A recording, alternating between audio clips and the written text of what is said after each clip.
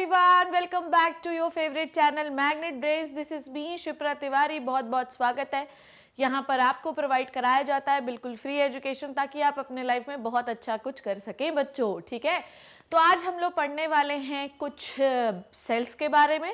Last class में मैंने आपको सेल्स का इंट्रोडक्टरी पार्ट और एक कॉमन स्ट्रक्चर ऑफ सेल्स का बता दिया था, जिसमें मैंने आपको पूरा डायग्रामेटिक रिप्रेजेंटेशन बताया था कि सेल क्या होती है, सेल के कौन कौन से पार्ट होते हैं, ये सारी चीज़ें. ठीक है, so on the basis of structure of the nucleus there are two types of sales.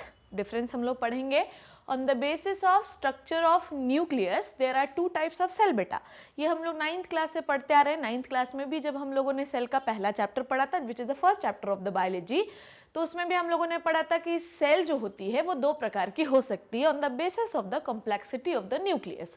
अगर आपका न्यूक्लियस बड़ा सिंपल सा है, सरल स्वभाव वाला है, तो it means you are prokaryotic cells. Prokaryotic cell में जो जेनेटिक मटेरियल होता है उसके ऊपर एनवेलप नहीं होता, न्यूक्लियर एनवेलप नहीं होता. ये हम लोगों ने पढ़ा था लास्ट क्लास में. जबकि यूकैरियोटिक सेल्स जो होती हैं उनमें न्यूक्लियर एनवेलप होता है. तो prokaryotic cells do not have any type of nuclear envelope in around the genetic material and there are envelope present around the genetic material into the eukaryotic cells. So there are two types of cell, prokaryotic and eukaryotic. आज की class में हम लोग एक prokaryotic cell का diagram पढ़ने वाले हैं. प्रोकैरियोटिक सेल्स के बारे में जानेंगे, उसके बाद then will move to the eukaryotic cell. उससे पहले मैं आपको बता दूं कि लास्ट क्लास में हम लोगों ने पढ़ा क्या था. देखिए, लास्ट क्लास में हम लोगों ने सेल का ओवरव्यू पढ़ा था, जिसमें मैंने आपको सेल का स्ट्रक्चर पूरा बना के बताया था कि सेल क्या होती है. आप लोगों को वो लेक्चर रिवाइज करना चाहिए. करीब 1 घंटे के आसपास का लेक्चर था, आप उसे देखिए. मैंने उसमें एक common structure of the cell बनाया था. उसमें मैंने आपको बताया था कि प्रोकैरियोटिक सेल के ऊपर जो होती है न्यूक्लियर एनवेलप नहीं होता, जबकि यूकैरियोटिक सेल के ऊपर होता है. इनके पास सेल वॉल हो भी सकता है प्रोकैरियोटिक के पास. यूकैरियोटिक सेल में दो प्रकार की मेनली सेल हैं, प्लांट सेल और एनिमल सेल. प्लांट सेल में सेल वॉल होती है, एनिमल सेल में सेल वॉल नहीं होती. नाउ साइटोप्लाज्म जो होता है ये दोनों में होता है, and it is the one of the most favorite arena of the cell, because any type of material which are coming from the nucleus to the outside and outside to the cell to the nucleus, it is always transport through the cytoplasm, so that it is the intermediate. ये वो uncle जी हैं जो रिश्ता तय करते हैं between the लड़का and लड़की. ठीक है, चलो. Now cell organelles जो होते हैं, there are membrane bound cell organelle. So if you having the nuclear membrane बच्चों, if you having nuclear membrane around the genetic material, it means you have the membrane bound cell organelle. I am talking about the membrane bound cell organelle on the basis of the membrane which is present around the nucleus. Okay, so any type of membrane which is present around the nucleus, so that the membrane bound cell organelle will present. If you don't have nuclear membrane, you don't have the membrane bound cell organelle. The name of the sum of the membrane bound cell organelle name are the endoplasmic reticulum, Golgi body and the ribosome. Ribosome may be bound or free, it depends on which type of cells we are talking about. ठीक है, so we have these type of membrane bound cell organelle present into the eukaryotic cell. There is no membrane bound cell organelle present into the prokaryotic cell, but prokaryotic cells have the ribosome. We are now in this class we are going to talk about the ribosomes part, everything. ठीक है, now what is a ribosome exactly? Ribosomes are the cell organelle जो कि protein synthesis करते हैं. These are the non-membrane bound. There is no membrane present in the ribosome. Ribosome may be found in the free state or the bound state. हम prokaryotic cell में इसके बारे में बात करेंगे.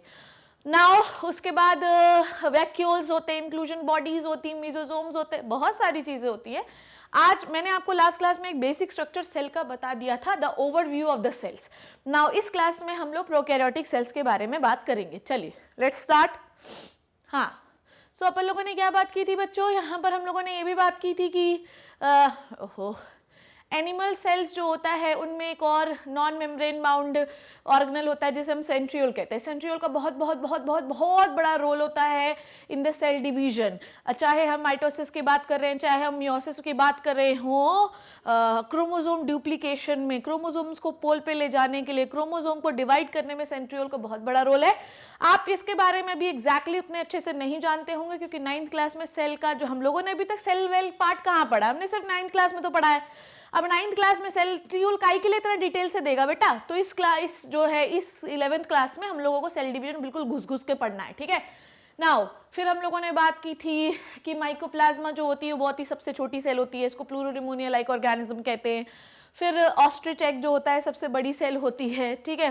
ओके, एक अंडा एक सेल ही है, एक डिप्लॉइड सेल है, ठीक है। अब अंडा फर्टिलाइज भी हो सकता है, जो है अनफर्टिलाइज भी हो सकता है। फर्टिलाइज है तो डिप्लॉइड है, फर्टिलाइज नहीं है तो भैया डिप्लॉइड नहीं है। जैसे हम लोग जो अंडा खाते हैं, आप लोगों को पता होगा कि 2 टाइप के अंडे होते हैं, ठीक है। एक होता है देसी अंडा, एक होता है विदेशी अंडा, जिसको विदेशी अंडे को ब्रॉयलर कहते हैं। ब्रॉयलर वायलर जो होते हैं ना, कभी बच्चे नहीं देते, क्योंकि उनकी ओवरी में बहुत सारे इंजेक्शन लगाए जाते हैं उनके शरीर में, तो वो उनकी ओवरी खूब सारे अंडे निकालती है, पर वो अंडे फर्टिलाइज नहीं होते हैं। देसी अंडा फर्टिलाइज हो सकता है और नहीं भी हो सकता है, पर वो ज़्यादा पौष्टिक होता है। ब्रॉयलर अंडे जो है ज़्यादा पौष्टिक नहीं होते, खैर वो बात अलग है। चलो, ह्यूमन रेड ब्लड सेल्स जो होती हैं वो 7 mm डायमीटर है। अच्छा, ह्यूमन रेड ब्लड सेल्स जो है इसको हम हर जगह रेफरेंस में लेंगे, हर जगह हमको ह्यूमन रेड ब्लड सेल्स को रेफरेंस में लेना है बेटा। इवन प्लाज्मा मेम्ब्रेन भी आपको मैं पढ़ाऊंगी, तो मैं आपको ये बताऊंगी कि किस तरीके से आप मटेरियल को दूसरी सेल से ट्रांसपोर्ट करके आरबीसीज तक पहुंचाते हैं, ठीक है। किस तरीके से लंग्स से जो ऑक्सीजन आ रही है, लंग्स से जो बाकी मटेरियल्स आ रहे हैं, वो मेनली ऑक्सीजन किस तरीके से जो है तो आरबीसी की ओर जाती है, किस तरीके ब्लड में जाती है, ठीक है। सपोज दैट कि कोई टिश्यू है, कोई मटेरियल टिश्यू से ब्लड की ओर जाना है, ठीक है, तो कैसे जाएगा, तो मेम्ब्रेन बहुत बड़ा रोल प्ले करती है। तो प्लाज्मा मेम्ब्रेन के बारे में भी पढ़ना है, पर यूकैरियोटिक सेल में पढ़ेंगे। नाउ ये हम लोगों ने सेल थ्योरी के बारे में पढ़ा था, बहुत इंपॉर्टेंट है बेटा, क्वेश्चन आ सकता है, बहुत इंपॉर्टेंट है बायोलॉजी में। ये सेल जो चैप्टर है, ये मैंने आपको बहुत बार बताया था कि बहुत इंपॉर्टेंट चैप्टर है, इससे क्वेश्चन बहुत सारे बन सकते हैं। मतलब हर एक टॉपिक जो मैं आपको एक्सप्लेन कर रही हूँ उसे एक आध क्वेश्चन आएगा, ठीक है। मतलब सेल से 4-5 क्वेश्चन आ सकते हैं, तो इस गलतफहमी में बिल्कुल ना रहेंगे कि कोई भी पार्ट छोड़ देंगे, चाहे वो एनसीईआरटी का है, चाहे मैं पढ़ा रही हूँ, चाहे कुछ भी है, ठीक है।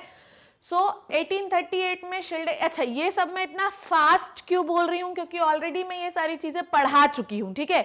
जो ये सारी चीजें मैं आपको एक्सप्लेन कर चुकी हूँ, और जो चीजें मुझे पढ़ानी है वो मैं धीरे धीरे एक्सप्लेन करूंगी, और वैसे भी मैं 500 बार करती हूँ, तो आपको कोई टेंशन नहीं होनी चाहिए, ठीक है बेटा। चलो मेरे लाल, अब 1838 में माल्थियस शिल्डेन और जर्मन बॉटनिस्ट जो कि थे, इन्होंने सबसे पहले देखा कि प्लांट जो होते हैं वो डिफरेंट काइंड्स ऑफ सेल से बने होते हैं, जो टिश्यू बाद में बनाते हैं। At the same time Theodor Schwann थे, 1839 में इन्होंने एनिमल सेल्स, जो कि एक ज़ूलॉजिस्ट थे, इन्होंने डिफरेंट टाइप्स ऑफ सेल्स देखी, और इन्होंने एक बहुत ही अच्छी चीज़ भी बताई कि प्लाज्मा मेम्ब्रेन होती है सेल्स के चारों तरफ। और उसके बाद इन्होंने अपनी स्टडी को कंक्लूड किया कि कंक्लूजन में इन्होंने बताया कि प्लांट के पास भी एक एक्स्ट्रा लेयर होती है for the protection which is called as cell wall, ठीक है। ना शिल्डेन एंड शॉन जो है, इनकी हाइपोथेसिस भी मैंने बताई थी कि every organism is made up of cell, ठीक है। बिना जीवन में आए हो, ठीक है, तो मनुष्य के शरीर में कोशिकाएं होनी ही चाहिए।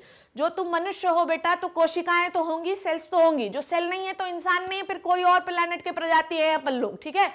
तो सेल हर ऑर्गेनिज्म में होती है, चाहे वो सिंगल सेल ऑर्गेनिज्म हो, चाहे वो मल्टी सेलुलर ऑर्गेनिज्म हो, डिपेंड करता है कि कौन से सेल का ऑर्गेनिज्म है बेटा, ठीक है।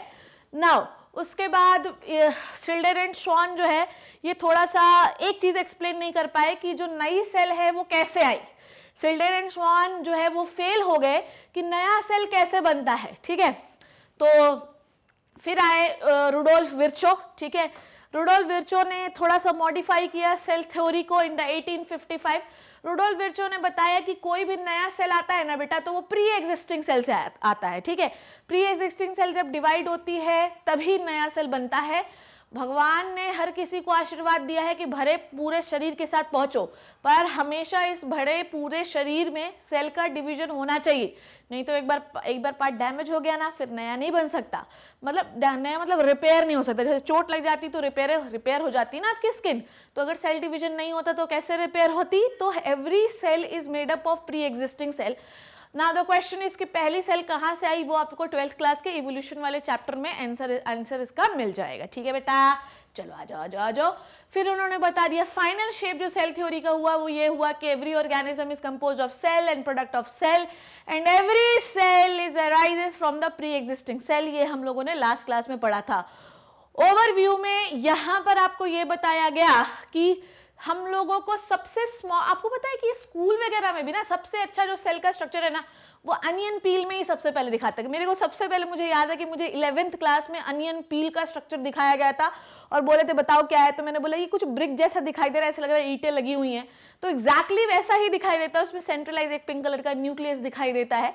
ऐसे ही आपकी चीक सेल्स भी दिखाई देती हैं और आपको एक छोटा सा, अगर आप अनियन सेल की बात कर रहे हैं तो उसके ऊपर सेल वॉल दिखाई देगी। चीक सेल्स पे कोई सेल वॉल नहीं होती क्योंकि वो एक एनिमल सेल है, ठीक है। उसके बाद सेल मेम्ब्रेन होती है, आपके पास एक सेंट्रलाइज्ड राउंड न्यूक्लियस होता है।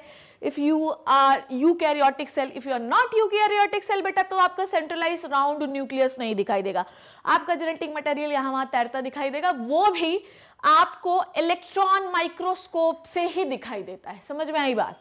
इलेक्ट्रॉन माइक्रोस्कोप की डिस्कवरी के बाद ही प्रोकैरियोटिक सेल को तुम देख पाए। अंदर तो आज भी हम लोग बाइनोक्यूलर माइक्रोस्कोप से अंदर का स्ट्रक्चर नहीं दिखाई देता, बस बाहर बाहर देख लेते हैं, ठीक है। सो न्यूक्लियस के अंदर क्या होता है? क्रोमोसोम होता है। क्रोमोसोम के अंदर क्या होता है? डीएनए होता है। डीएनए जेनेटिक मटेरियल होता है। यूकैरियोटिक में न्यूक्लियस के ऊपर मेम्ब्रेन है, प्रोकैरियोटिक में कोई मेम्ब्रेन नहीं है, इसलिए उनका जेनेटिक मटेरियल घूमता रहता है। प्रोकैरियोटिक यूकैरियोटिक दोनों के पास साइटोप्लाज्म होता है। साइटोप्लाज्म सारी एक्टिविटीज को कंट्रोल करने में काम करता है। साइटोप्लाज्म में सारी केमिकल एक्टिविटीज होती हैं, ये हम लोग पढ़ेंगे, ठीक है। न्यूक्लियस के अलावा यूकैरियोटिक सेल में मेम्ब्रेन बाउंड सेल ऑर्गेनेल होते हैं, जैसे lysosome, Golgi body, mitochondria, microbodies, vacuoles, ठीक है। और ऐसे सेल मेम्ब्रेन से मतलब न्यूक्लियर मेम्ब्रेन से bound cell organelle prokaryotic cell में नहीं होते। राइबोसोम भी हो सकते हैं, दोनों में मेम्ब्रेन बाउंड हो सकते हैं और फ्री भी हो सकते हैं, ठीक है। और हमारे पास एक और होता है centriole, which is the found into the animal cell, not in the plant cell, which going to help in the cell division in the next chapter, ठीक है। Now cell differed greatly in the size, shape, activities. For example, mycoplasma is the smallest cell, only 3 μm, while the astrocyte is the biggest cell. ये सारी cell के मैंने आपको बकायदा function भी बताए थे कि किसी भी सेल का शेप देखकर ना आप उसका फंक्शन बता सकते हो मेरे लाल। तो राउंड काय के लिए? क्योंकि ऑक्सीजन पकड़ना है, अब ऑक्सीजन देना है ना, तो पकड़ोगे तभी तो दोगे, तो ऑक्सीजन पकड़ना है, इसलिए हमारा शेप राउंड होना चाहिए। अब तुम पतली पतली डंडी होती, मटक मटक के चलती होती, तो कितने ऑक्सीजन को तुम पकड़ रही होती? नहीं, इसलिए तुम गोल मटोल हो, राउंड राउंड हो, ताकि ज्यादा से ज्यादा ऑक्सीजन को तुम पकड़ सको, ठीक है। तो अब ये सारी सेल्स के शेप और स्ट्रक्चर भी मैंने बताए थे, ठीक ना। उसके बाद ये सब हो गया था कि शेप अलग अलग हो सकता है, every shape is dependent on the function, ठीक है। आज हम क्या पढ़ने वाले हैं? आज हम एक प्रोकैरियोटिक सेल के बारे में पढ़ने वाले हैं। नाउ बच्चों, आज हम लोगों को पढ़ना है सेल का पहला प्रकार, which is the prokaryotic cell. Let's start. Prokaryotic cell, सबसे पहले हम लोग ये जानते हैं कि why the prokaryotic cell is called as prokaryotic cell. ये हम लोगों ने कब पढ़ा था? ये हम लोगों ने क्लास 9th में भी पढ़ा था। प्रोकैरियोटिक, इसका मतलब क्या है? प्रो का मतलब है प्रिमिटिव, प्रो का मतलब क्या है? प्रिमिटिव। और कैरियन का मतलब क्या होता है? What is the means of karyon? Karyon का मतलब होता है nucleus. So any type of cell, any type of cell which has less developed nucleus called as prokaryotic cell, ठीक है। प्रोकैरियोटिक सेल जो होती है, इनके ऊपर न्यूक्लियर मेम्ब्रेन नहीं होती, इनका जो जेनेटिक मटेरियल होता है वो फ्री इधर उधर पंछी बन उड़ के फिर मस्त गगन के टाइप्स घूमता रहता है यहाँ वहाँ, ठीक है। अभी इसकी सेल्स के बारे में पढ़ेंगे, टेंशन नहीं लो, ठीक है। तो ये बहुत ही ज़्यादा स्मॉलर साइज के होते हैं। प्रोकैरियोटिक सेल्स जो होते हैं, they are very very small. ये आपको माइक्रोस्कोप से आसानी से दिख सकते हैं, ठीक है। आप के एक्सेस होते हैं, ठीक है, रिजोल्यूशन पावर होता है, तो you can easily see the bacteria into the microscope, ठीक है। नाउ प्रोकैरियोटिक सेल्स जो होती हैं, इनका मल्टीप्लिकेशन बहुत फास्ट होता है क्योंकि सेल मशीनरी छोटी होती है, और आपको भी पता है कि जो जितना छोटा होता है उतना जल्दी भाग सकता है। अब मैं इतनी मोटी तगड़ी हूँ तो मुझे बोलेंगे यहाँ भाग लो, तो मैं इतना आसानी से भाग नहीं पाऊंगी, पर अगर किसी छोटे बच्चे को बोलेंगे तो वो फटाफट फटाफट भाग सकता है। ऐसे ही प्रोकैरियोटिक सेल की मशीनरी क्या है? कम है, उनके पास चीज़ें कम हैं, बेचारे छोटे नन्हे मुन्ने से हैं, तो उनको जो है डिवाइड कर पाना बहुत आसान है, वो आसानी से डिवाइड कर सकते हैं। The multiplication rate is very faster, ठीक है। नाउ उसके बाद इसके अंदर क्या पढ़ते हैं? जितने भी दुनियादारी के बैक्टीरिया है ना, वो सब प्रोकैरियोटिक सेल है बेटा, सब, ठीक है। इसके अंदर और कौन आता है? Blue green algae. इसके अंदर और कौन आता है? पीपीएलओ माइकोप्लाज्मा, ठीक है। पीपीएलओ पढ़ा हम लोगों ने, प्लूरोनिमोनिया लाइक ऑर्गेनिजम्स, ठीक है, ये सब इसके अंदर आते हैं। नाउ आगे बढ़े हम लोग। सो this is the blue green algae and this is the PPLO. PPLO के अंदर आपको दिख रहा है कि इनका जो जेनेटिक मटेरियल है, डीएनए ब्लैक ब्लैक देखिए चारों तरफ ऐसा फैला हुआ है, इसका जो आरएनए है वो भी ऐसे फैला हुआ है, कोई न्यूक्लियस आपको डेफिनेट न्यूक्लियस इसमें दिखाई नहीं देगा। आगे बढ़े। नाउ एक बेसिक कॉमन स्ट्रक्चर है जो यहाँ पर बना हुआ है, आई होप कि ये आपको दिखाई दे रहा होगा। अगर मैं एक कॉमन प्रोकैरियोटिक सेल के बारे में बात करूँ तो, ठीक है, अगर मैं कॉमन प्रोकैरियोटिक सेल के बारे में बात करूँ तो सबसे पहले उसके ऊपर क्या होता है, सबसे पहले उसके ऊपर होती है सेल वॉल, ठीक है। मैं भी बेसिक स्ट्रक्चर बात कर रही हूँ, फिर मैं एक एक करके बात करूंगी इसके बारे में, ठीक है। सबसे पहले प्रोकैरियोटिक सेल के ऊपर क्या होता है, सेल वॉल, ठीक है, सेल वॉल होता है, ओके डन। सेल वॉल के अंदर क्या होता है, अरे अपन बना लेते हैं ना यार, इससे सबसे अच्छा तो ये। नाउ लेट्स डू, एक जनरल स्ट्रक्चर में ड्रॉ कर रही हूँ, फिर मैं मिटा दूंगी। सबसे पहले एक प्रोकैरियोटिक सेल के ऊपर क्या होता है, सबसे पहले मैडम प्रोकैरियोटिक सेल के ऊपर होता है एक सेल वॉल, ठीक है। प्रोकैरियोटिक सेल के ऊपर क्या होता है, सबसे पहले होता है एक सेल वॉल, ओके डन, ठीक है। चलो तो देखे प्रोकैरियोटिक सेल का डायग्राम बच्चों। तो सपोज दैट कि हम बना रहे हैं प्रोकैरियोटिक, हालांकि ऊपर बना भी हुआ है पर ठीक है, एक बना दोगे तो ज़्यादा अच्छा समझ में आ जाएगा। सो ये हमने सबसे पहले ड्रॉ किया है क्या, ये हमने ड्रॉ की सेल वॉल, ठीक है। सेल वॉल क्या है, मैं अब बनाते बनाते एक्सप्लेन भी करते जा रही हूँ, तो कोई भी कॉपी पेन लेके बैठा है तो वो लिखता भी जाएगा। सेल वॉल, हम लोग इंट्रोडक्टरी पार्ट पढ़ रहे हैं प्रोकैरियोटिक सेल का, डिटेल से एक एक चीज़ भी बात करेंगे अभी।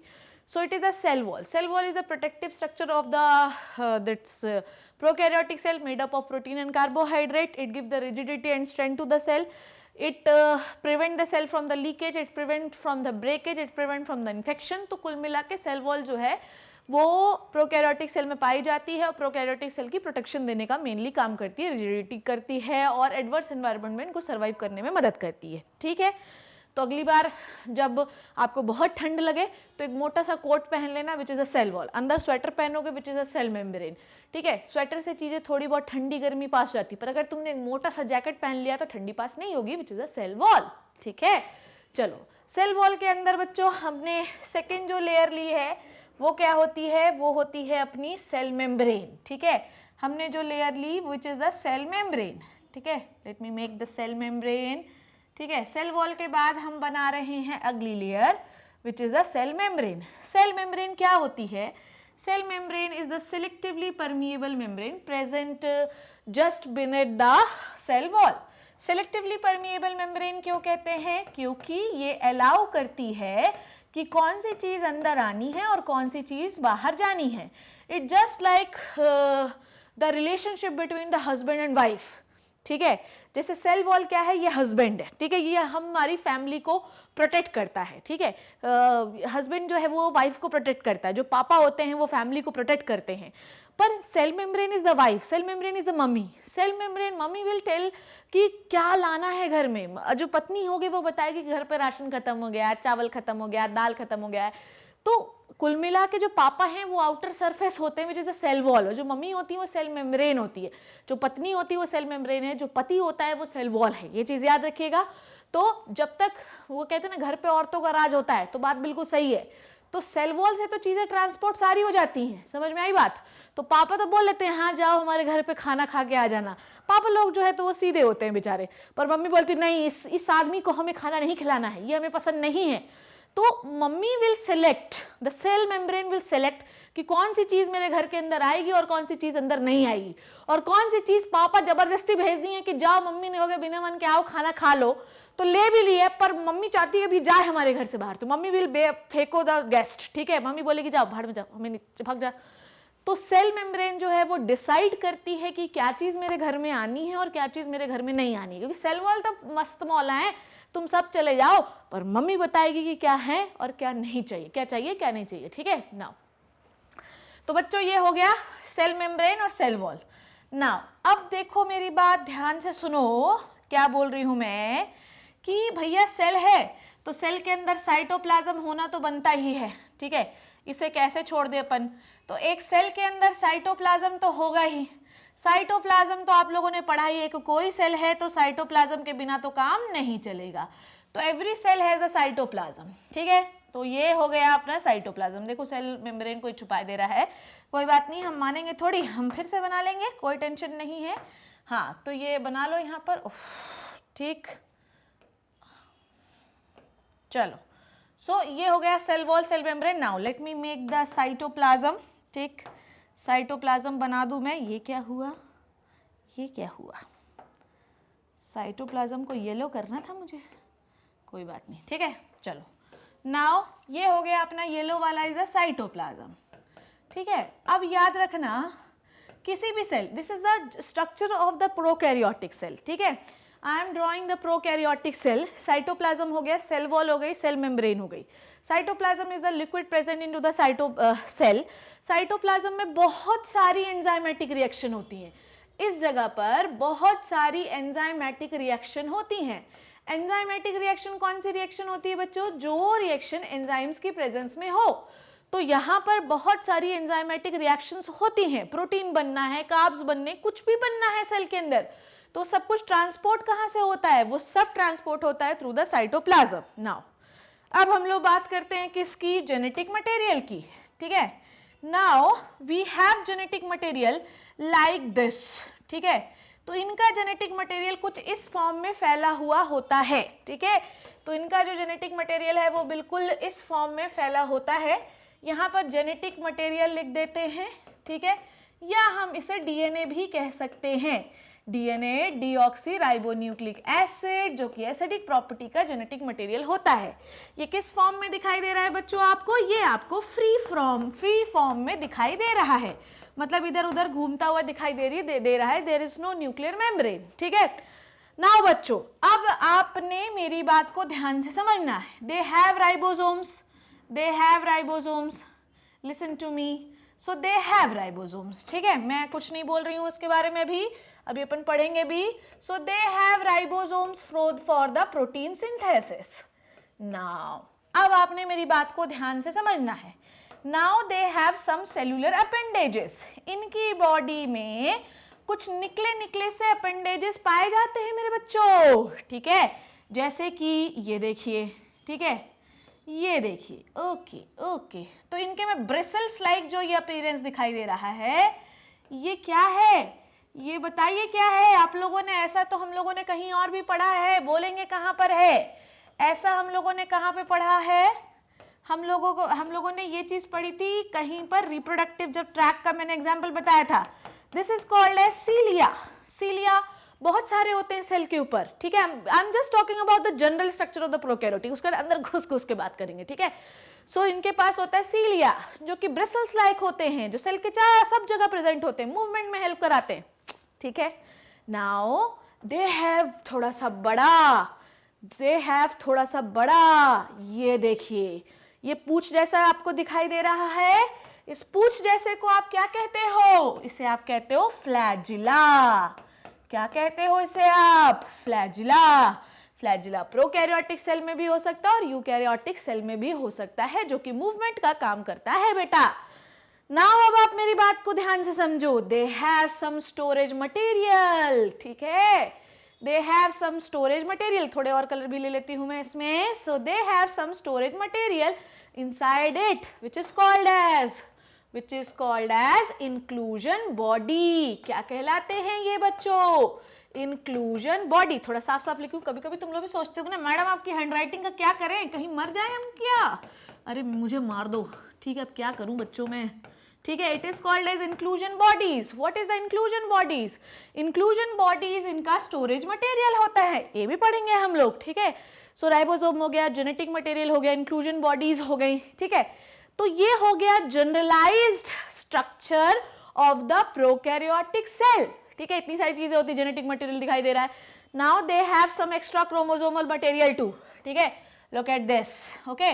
सो they have some extra chromosomal material, they have some extra chromosomal material.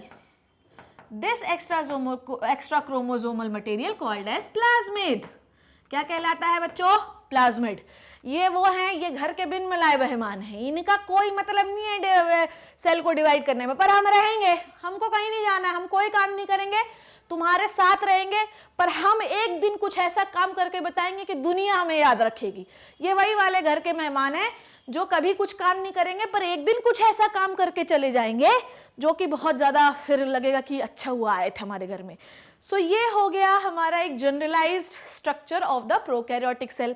इसमें किसी को कोई कंफ्यूजन तो नहीं, बढ़िया बना हुआ है, इसका स्क्रीनशॉट आप ले सकते हैं। नाउ आगे बढ़े हम लोग, अब चलो आ जाओ, सेल वॉल बनाई थी क्या? हाँ चलो, तो हम लोगों को ये स्ट्रक्चर क्लियर होना चाहिए कि हमारे पास क्या क्या था। अब हम एक एक करके बात करेंगे, पहले हम सेल वॉल बात करेंगे, सेल मेम्ब्रेन बात करेंगे, ठीक है, राइबोसोम्स के बारे में बात करेंगे, ठीक है, चलो आ जाओ।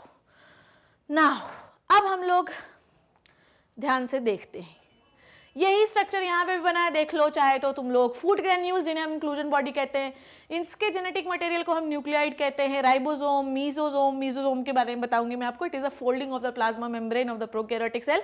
पिलाइज होते हैं इनके पास, सीलिया होते हैं, पिलाइज जो होते हैं वो सेक्सुअल रिप्रोडक्शन भी काम करने में आते हैं। प्लाज्मिड बताया मैंने, प्लाज्मा मेम्ब्रेन, सेल वॉल, ये सारी चीजें बताई, ठीक है।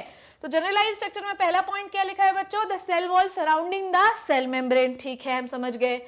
सेल जो है वो किससे फिल्ड रहती है? साइटोप्लाज्म से। इनके पास कोई वेल डिफाइंड न्यूक्लियस नहीं होता, इसलिए इनका जेनेटिक मटेरियल सर्कुलर होता है और इधर उधर घूमता रहता है। पंछी बनो उड़ता फिरू मस्त गगन में, इनके पास कोई है नहीं, कोई रोक टोक ही नहीं है इनके पास, बढ़िया है।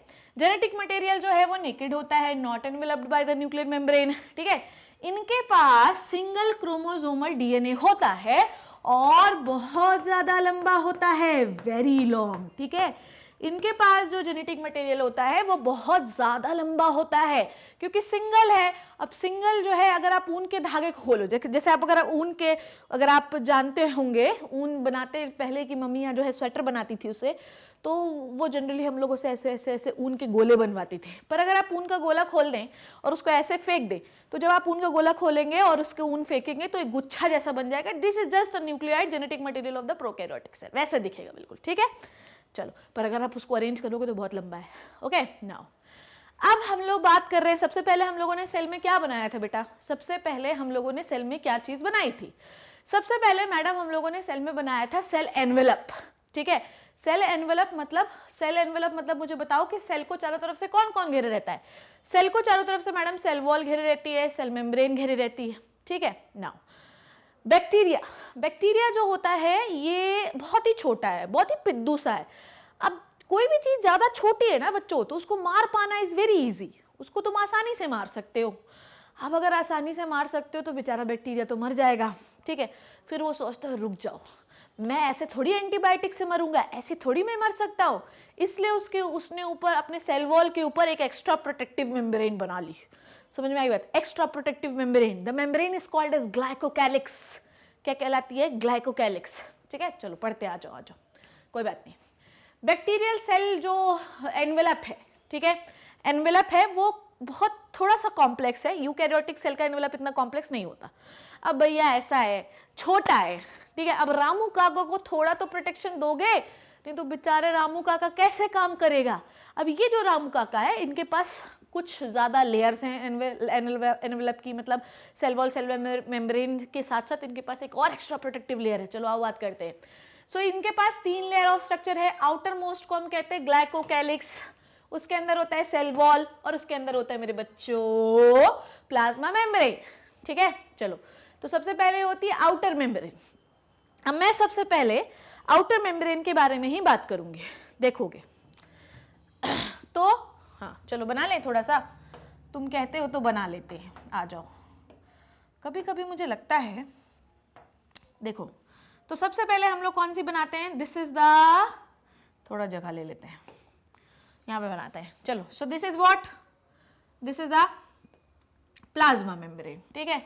प्लाज्मा मेम्ब्रेन के ऊपर मैं बनाऊंगी सेल वॉल, प्लाज्मा मेम्ब्रेन के ऊपर बनाऊंगी मैं सेल वॉल, और सेल वॉल के ऊपर मैं एक और एक्स्ट्रा प्रोटेक्टिव मेम्ब्रेन बनाऊंगी विच इज द ग्लाइकोकैलिक्स। दिखाई दे रहा है आपको? ठीक, दिखाई दे रहा है आपको? थोड़ा सा इसको अच्छे से बना देती हूँ ताकि थोड़ा भरा भरा सा दिखे। ये देखो, ओके। नाउ सेल भी बनाई देती हूँ, and this is the cell, ये तीनों तरफ होगी, ओके? तुम लोग ये मत सोचना कि so this is the cell, मैं लेबलिंग कर रही हूँ, ध्यान से देखिए, सेल, और ये तीनों हैं इसके सेल एनवेलप, ये तीनों क्या है बच्चों, इसके सेल एनवेलप, ठीक है? देखो अभी मैं स्क्रीनशॉट लिखने का भी टाइम दूंगी, ठीक है? सबसे आउटर जो लेयर होती है इसको आप कहते हो ग्लाइकोकैलिक्स, क्या कहते हैं उसको आप लोग, ग्लाइकोकैलिक्स, ठीक है? ओके, नाउ उसके बाद जो लेयर होती है उसे हम कहते हैं सेल मेम्ब्रेन, ठीक है? ओके, नाउ उसके बाद जो होती है उसे हम क्या कहते हैं, ओहो हो, गलती हो गई ना, ग्लाइकोकैलिक्स के बाद क्या होता है, ग्लाइकोकैलिक्स के बाद सेल वॉल होती है, और उसके बाद सेल मेम्ब्रेन होता है। बताते नहीं हो यार तुम लोग, ठीक है? लाइव क्लास लेना पड़ेगा तुम लोगों की। चलो, सो सेल जो है वो उसके ऊपर एनवेलप होता है, एनवेलप के ऊपर, envelope basically made up of 3 things, ये जो तीनों चीजें हैं ये क्या है, ये सेल एनवेलप है, क्या है ये, cell envelope, okay? Cell envelope में 3 चीजें होती हैं, glycocalyx outer one, the cell wall and cell membrane. अब सबसे पहले हम लोग बात कर रहे हैं पहली चीज की, विच इज द ग्लाइकोकैलिक्स। ग्लाइकोकैलिक्स क्या है, glycocalyx is the outer most layer, ठीक है? ओके, आउटर मोस्ट लेयर होती है। देखो क्या होता है, ग्लाइकोकैलिक्स है क्या, ग्लाइकोकैलिक्स जो होता है ये एक स्लाइमी लेयर है, ठीक है? ग्लाइकोकैलिक्स क्या है, ये एक स्लाइमी लेयर है, ठीक है? ओके, किससे बनी होती है ये बनी होती है पॉलीसैकेराइड से। ग्लाइकोकैलिक्स किससे बनी है बच्चों, पॉलीसैकेराइड से, ठीक है? अब ये बैक्टीरिया को एक एक्स्ट्रा प्रोटेक्टिव लेयर बनाकर, extra, it is the extra protective layer of the bacteria, ठीक है? स्लाइम होगा तो आसानी से ये किसी भी चीज पर चिपक सकते हैं, ठीक है? किसी भी चीज पे तुम चिपके रहोगे, छोड़ोगे नहीं, ठीक है? जैसे मान लो कि कोई बैक्टीरिया तुम्हारे शरीर के अंदर घुस गया, ठीक? अब वो तुम्हारे नेजल पैसेज पे चिपका हुआ है। अब तुम कुछ भी कर लो बेटा, कुछ भी कर लो, तुम हटा नहीं पाओगे उसको, क्योंकि वो बैक्टीरिया जो है वो स्लाइम लेयर से जाकर ऐसे पिच से चिपक गया है। अब पिच से चिपक गया तो तुम छींक रहे हो, खांस रहे हो, छी कर रहे हो, पर तुम वो बैक्टीरिया नहीं निकाल पाओगे, क्योंकि वो एक बहुत ही स्लाइमी लेयर से चिपके हुए हैं, which is called as glycocalyx, and it is made up of polysaccharide और म्यूकस। पॉलीसैकेराइड मतलब कॉम्प्लेक्स शुगर से बनी हुई है ये लेयर, ठीक है? It gives the protection and also helps in adhesion, ये प्रोटेक्शन भी देती है कि कोई भी चीज आसानी से बैक्टीरिया के अंदर एंट्री न ले पाए, और कोई भी बैक्टीरिया जो इन्फेक्शियस बैक्टीरिया है वो किसी भी जगह पर आसानी से अटैच हो सके। अब बैक्टीरिया तुम्हें फूड पॉइजनिंग कर रहा है, अब फूड पॉइजनिंग कैसे किया, कुछ समय तक रहा होगा ना तुम्हारे इंटेस्टाइन में, ऐसे थोड़ी कि आज खाया और जो है 15 मिनट में लूज मोशन शुरू हो, नहीं 15 मिनट में शुरू हो सकते हैं। अब ऐसा थोड़ी कि आज हमने पानी पूरी खाई और 2 मिनट में जो है तो पॉटी आने लगी, 2 मिनट में लूज मोशन होने लगा, ऐसा नहीं होता बेटा। तो बैक्टीरिया जाएगा, रेप्लिकेट करेगा, अटैच होगा, पॉइजन रिलीज करेगा, तब कहानी शुरू होगी। और हमारे पास इतने सारे जूसेस होते हैं कि इन बैक्टीरिया को आसानी से डैमेज कर सकते हैं, पर ये बैक्टीरिया हार नहीं मानेगा, क्योंकि इसके पास बहुत सारी प्रोटेक्टिव लेयर है, जिसमें एक लेयर होती है ग्लाइकोकैलिक्स, जो कि इंटेस्टाइन में जुड़ने और अटैच होने में मदद करती है। तो तुम कितनी भी कोशिश कर लो, इनको कितनी भी चीज कर लो, पर ये आसानी से नहीं हटते, अनटिल तुम कोई एक ऐसी दवाई खा लो जो ग्लाइकोकैलिक्स को ही तोड़ दे। ठीक, आगे बढ़े, चलो अब हम लोग बात करते हैं नेक्स्ट चीज की, जो कि अलग है। ओके, नाउ अब मैं आपको यहीं पे बता देती हूँ, लिखा हुआ है, पर अगर मैं यहाँ समझा दूंगी तो ज़्यादा अच्छा रहेगा। ये जो ग्लाइकोकैलिक्स होता है, ये तो डायग्राम हो गया, ये क्लियर हो गया। ग्लाइकोकैलिक्स, ग्लाइकोकैलिक्स जो आउटर लेयर है बैक्टीरिया की, इसके 2 पार्ट होते हैं।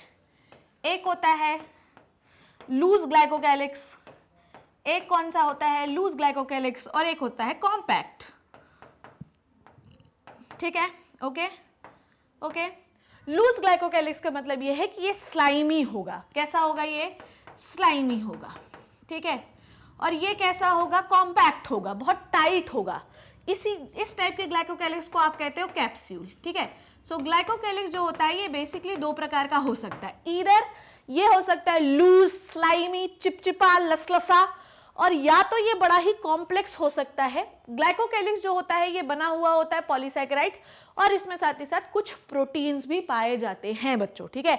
तो तुम आसानी से घुस नहीं सकते, तुम इनको आसानी से भगा नहीं सकते, बड़े ही चतुर लोग हैं ये, ठीक है। इतनी बात आपको क्लियर हुई ग्लाइकोकैलिक्स के बारे में। ना आगे बढ़ते हैं हम लोग। सो अब next, layers differs in the thickness chemical composition in different bacteria. बिल्कुल सही बात है, बिल्कुल सही बात है, सीधी बात है।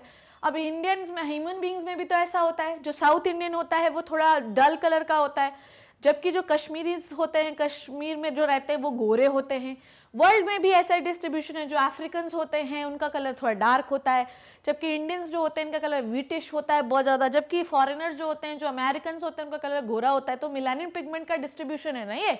तो वैसे ये भी है, इतने सारे दुनियादारी में बैक्टीरिया भरे हुए हैं, इतने सारे भरे हुए हैं बैक्टीरिया। तो इतने सारे भरे हुए बैक्टीरिया में, इतने सारे भरे हुए बैक्टीरिया में उनके जो ग्लाइकोकैलिक्स है उसका भी तो कॉम्पोजिशन डिफरेंट होगा ना। जो बैक्टीरिया जितना ज़्यादा इन्फेक्शियस होगा, ग्लाइकोकैलिक्स का कॉम्पोजिशन उतना अलग होगा, जो जितना कम इन्फेक्शियस होगा उतना उसका उतना अलग होगा। तो ग्लाइकोकैलिक्स दो प्रकार के हो सकते हैं, या तो ये लूज शीट के फॉर्म में हो जिसे आप कहते हैं स्लाइम लेयर, और हो सकता है कि ये वो अपने ऊपर एक टफ कवरिंग बना रहे हो जिसे आप कैप्सूल कहते हैं, ठीक है। और both capsule and slime layer made up of, both capsule हो सकता है कि थिक हो जिसे आप कैप्सूल कहते हो सकता है कि स्लाइम लेयर के फॉर्म में, दोनों हो। तो ये बने होते हैं किससे? ये बने होते हैं पॉलीसैकेराइड और कुछ प्रोटीन से। It is made up of some sugar and some proteins, ठीक है। कैप्सूल क्या है? इट इज ए गमी, जैसे आप च्युइंगम खाते हो ना। देखो, दो च्युइंगम को अपने दिमाग में रखो, एक होती है जेल, जेल, और एक होती है च्युइंगम, ठीक है। तो किस चीज को ज्यादा आसानी से चिपका सकते हो? च्युइंगम को हम आसानी से चिपका सकते हैं ना, तो कैप्सूल को चिपका पाना इज मोर इजी। और स्लाइम लेयर्स जो है वो उसको भी आप चिपका सकते हैं। तो जेली को, जेली जो होती है वो स्लाइम लेयर मान लो, च्युइंगम को कैप्सूल मान लो। ये दोनों काम क्या करवाती हैं? बैक्टीरिया को होस्ट सेल में अटैच करवाती हैं। जितना ज़्यादा अटैचमेंट अच्छा होगा उतना ज़्यादा इम्यून सिस्टम जो होगा वो जो है कमज़ोर होता जाएगा, क्योंकि जितना ज़्यादा वो चिपके रहेंगे उतना ज़्यादा रेप्लिकेशन बढ़ेगा, और जितना ज़्यादा रेप्लिकेशन बढ़ेगा उतना ज़्यादा इन्फेक्शन बढ़ेगा। मोर बैक्टीरिया मोर इन्फेक्शन। अब तुम कुछ भी खा रहे हो तो तुम उसको मार ही नहीं पा रहे हो अंटिल तुम कोई ऐसी एंटीबायोटिक खाओ जो उसका ग्लाइकोकैलिक्स ही तोड़ दे, ठीक है। तो ये बैक्टीरिया को एक प्रॉपरली प्रोटेक्शन प्रोवाइड करता है। ग्लाइकोकैलिक्स आपको समझ में आ गया? इतनी बात आपको क्लियर हो गई, ठीक है। चलो अगली चीज हम क्या पढ़ने वाले हैं? अगली चीज हम पढ़ेंगे सेल वॉल के बारे में, ठीक है। अगली चीज हम लोग क्या पढ़ रहे हैं बच्चों? सेल वॉल के बारे में। आ जाओ देखो, let's start. Cell wall, glycocalyx over हो गया। डायग्राम में मैंने आपको बताया था कि ग्लाइकोकैलिक्स के बाद दूसरी जो चीज होती है वो होती है उसकी सेल वॉल।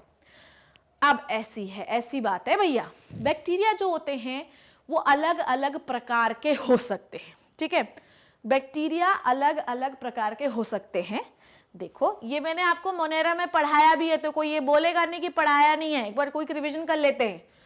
कोई रिवीजन करवा रही हूं मैं, ये मैंने पढ़ाया भी है। अब कोई ये नहीं बोलेगा कि अभी इसमें टाइप्स ऑफ बैक्टीरिया कैसे आ गया। अब बायोलॉजी में सब कुछ ऐसे ही लिंक करके पढ़ना पड़ता है। बायोलॉजी में कई ऐसी चीजें होती हैं जो उस चैप्टर में ना हो पर आगे के चैप्टर में वो होंगी। तो मैं आपको ऐसी कोई चीज पढ़ाती ही नहीं हूं जो आपके चैप्टर, किसी ना किसी चैप्टर पे वो टकराए नहीं, क्योंकि टकराएगी और वो आएगा, और फिर आएगा और वो बनेगा नहीं, फिर तुम मुझे बोलोगे, ठीक है। सो टाइप्स ऑफ बैक्टीरिया, शेप के आधार पर ये सब पढ़ा चुकी हूं मैं। आप मोनेरा का लेक्चर लगा सकते हैं अगर आपका मन है तो, ओके। मैंने बता दिया, आप लगा लेना जाके। On the basis of structure, on the basis of structure, bacteria के टाइप बात कर रहे हैं, हालांकि सबसे पहले बात करनी थी पर late it B. On the basis of structure कितने प्रकार के बैक्टीरिया होते हैं? हाँ, बैक्टीरिया होते हैं 3-4 प्रकार के। देखो, सबसे पहले किस शेप का होता है? कोकाई, कोकाई शेप का। कोकाई मतलब क्या होते हैं? राउंड, ठीक है। अब राउंड में, राउंड शेप का बैक्टीरिया होता है। अब राउंड भी 2-3 टाइप के हो सकते हैं। ईदर या तो राउंड ऐसा हो, ठीक है, ओके, या तो राउंड ऐसा हो, ओके, ठीक है। ये देखिए कोकाई, राउंड शेप के बैक्टीरिया, या तो राउंड जो है तो वो सीधे सीधे अरेंज हो। ऐसे को आप क्या कहते हो? ऐसे को आप कहते हो स्ट्रेप्टोकोकाई, ठीक है, स्ट्रेप्टोकोकाई, ठीक है, स्ट्रेप्टोकोकाई, ठीक। और ये जो गुच्छे में आपको दिखाई दे रहा है इसे आप क्या कहते हो? स्टेफाइलोकोकाई, ठीक है। कहां पढ़ा हम लोगों ने? Twelfth class health and disease में आएगा। स्ट्रेप्टोकोकस प्लूरोनिमोनाई क्या होता है सर? निमोनिया। स्टेफाइलोकोकस जो है इसके तो बहुत सारी स्पीशीज होती हैं, इससे भी निमोनिया होता है, ठीक है। तो स्ट्रेप्टोकोकाई, स्टेफाइलोकोकाई, स्ट्रेप्टोकोकाई मतलब लीनियर चेन में कोकाई, स्टेफाइलोकोकाई मतलब गुच्छे में कोकाई पाए जाते हैं। इतनी बात आपको क्लियर हो गई, कोई कंफ्यूजन इसमें? तो ये हो गया शेप। दूसरा शेप कौन सा होता है? एक दूसरा शेप होता है बैसिलस, ठीक है। दूसरा शेप क्या होता है? बैसिलस। बैसिलस कैसे दिखाई देते हैं? रॉड शेप के, ये देखिए रॉड शेप के दिखाई देते हैं, ठीक है। बहुत सारे बैसिलस शेप के बैक्टीरिया होते हैं, जैसे कि क्लॉस्ट्रिडियम होता है, बहुत सारे शेप के होते हैं। बैसिलस एंथ्रेसिस जो है ये एक बड़ा ही कॉमन एग्जाम्पल है, ठीक। तो बैसिलस जो होते हैं ये किस शेप के होते हैं? रॉड शेप के, ठीक है। और कौन सा शेप बैक्टीरिया का होता है? ये हो गया। और मुझे जो याद आ रहा है वो है स्पाइरल शेप का बैक्टीरिया, स्पाइरल शेप का बैक्टीरिया, ये होता है स्पाइरल शेप का बैक्टीरिया, ठीक है। बहुत सारे होते हैं स्पाइरुलिना वगैरह स्पाइरल शेप के होते हैं, ठीक है। स्पाइरुलिना बोल रही हूँ मैं। कंपाइलोबैक्टर स्पाइरल शेप का बैक्टीरिया होता है। नाउ स्पाइरल शेप के बाद होता है एक विब्रियो शेप का बैक्टीरिया, ठीक है। ये किस शेप का होता है? कॉमा शेप का बैक्टीरिया होता है। इससे कौन सी बीमारी होती है? विब्रियो कॉले, ग्रीन दिखाई नहीं दे रहा होगा। इससे कौन सी बीमारी होती है बेटा? Vibrio cholera. कौन सी बीमारी होती है? विब्रियो कॉलेरा, ठीक है। ओके, तो ये हम लोगों को पढ़ना है। अभी मोनेरा में ये सारी चीजें पढ़ाई है मैंने। इससे जो बीमारियां होती हैं वो 12th क्लास में हेल्थ एंड डिजीज में आपने पढ़ना है। अब मैंने ये क्यों बताया ये अब आप समझना। Types of bacteria on the basis of structure, ठीक है। अभी मैंने आपको क्या पढ़ाया? Types of bacteria on the basis of structure. ये इतने टाइप के होते हैं और भी बहुत सारे टाइप के हो सकते हैं, ठीक है, पर मेन टाइप्स यही हैं। ओके, इसी में आप मॉडिफिकेशन कर दो तो बैसिलस और कोकाई को एक साथ जोड़ दो तो टिस्कोको बेसिलाई। तो मेनली टाइप ऑफ बैक्टीरिया यही है शेप के आधार पर। अब आप समझना, ये आपको क्लियर हो गया। नाउ अब आप मेरी बात ध्यान से समझना। अब मैं आपको जो बता रही हूं वो आपके बहुत ही इंपॉर्टेंट चीज है। अब that classification of bacteria on the basis of cell wall, ठीक है, on the basis of cell wall, ठीक। अब आपने मेरी बात ध्यान से समझना है। On the basis of cell wall, ठीक। On the basis of cell wall bacteria दो प्रकार का हो सकता है बच्चों। एक होता है ग्राम पॉजिटिव, एक क्या होता है? ग्राम पॉजिटिव, और दूसरा होता है ग्राम नेगेटिव, ठीक है। ग्राम पॉजिटिव और ग्राम नेगेटिव। क्रिश्चियन ग्राम ने सबसे पहले ग्राम स्टेनिंग को डेवलप किया था। इन ग्राम पॉजिटिव और ग्राम नेगेटिव बैक्टीरिया को हम माइक्रोस्कोप में देख सकते हैं through the process called as Gram staining, जो कि क्रिश्चियन ग्राम ने डिस्कवर किया था। ये नीट में सवाल आ सकता है, ठीक है। तो on the basis of cell wall there are two types of bacteria, Gram positive और ग्राम नेगेटिव मेरे लाल, ठीक है। इसमें कोई कंफ्यूजन तो नहीं, ठीक है। तो इतनी बात आपको क्लियर हो गई। नाउ अब मैं आपको एक्सप्लेन करूंगी ग्राम पॉजिटिव और ग्राम नेगेटिव बैक्टीरिया। नाउ बच्चों अब हम लोग थोड़ा सा देख लेते हैं ग्राम पॉजिटिव और ग्राम नेगेटिव बैक्टीरिया के बारे में। ये भी मैंने आपको पढ़ा दिया, पर ठीक है। प्रोकैरियोटिक सेल वॉल जो होती है वो दो प्रकार की हो सकती है। एक होती है ग्राम पॉजिटिव, एक होती है ग्राम नेगेटिव। देखिए ग्राम पॉजिटिव और ग्राम नेगेटिव, ठीक है, ये हम किस आधार पर कहते हैं कि ग्राम पॉजिटिव है ग्राम नेगेटिव है? देखिए एक स्टेनिंग प्रोसेस होता है। मैं यहाँ पे थोड़ा सा आपको एक्सप्लेन कर देती हूँ तो आपको चीज़ें और क्लियर हो जाएंगी। देखिएगा, there is a process called as staining, ठीक है। मैं आपको कह रही थी ये स्टेनिंग, ठीक है। क्रिश्चियन ग्राम ने ग्राम स्टेनिंग को सबसे पहले एक्सप्लेन किया, स्टेनिंग प्रोसेस को डिस्कवर किया।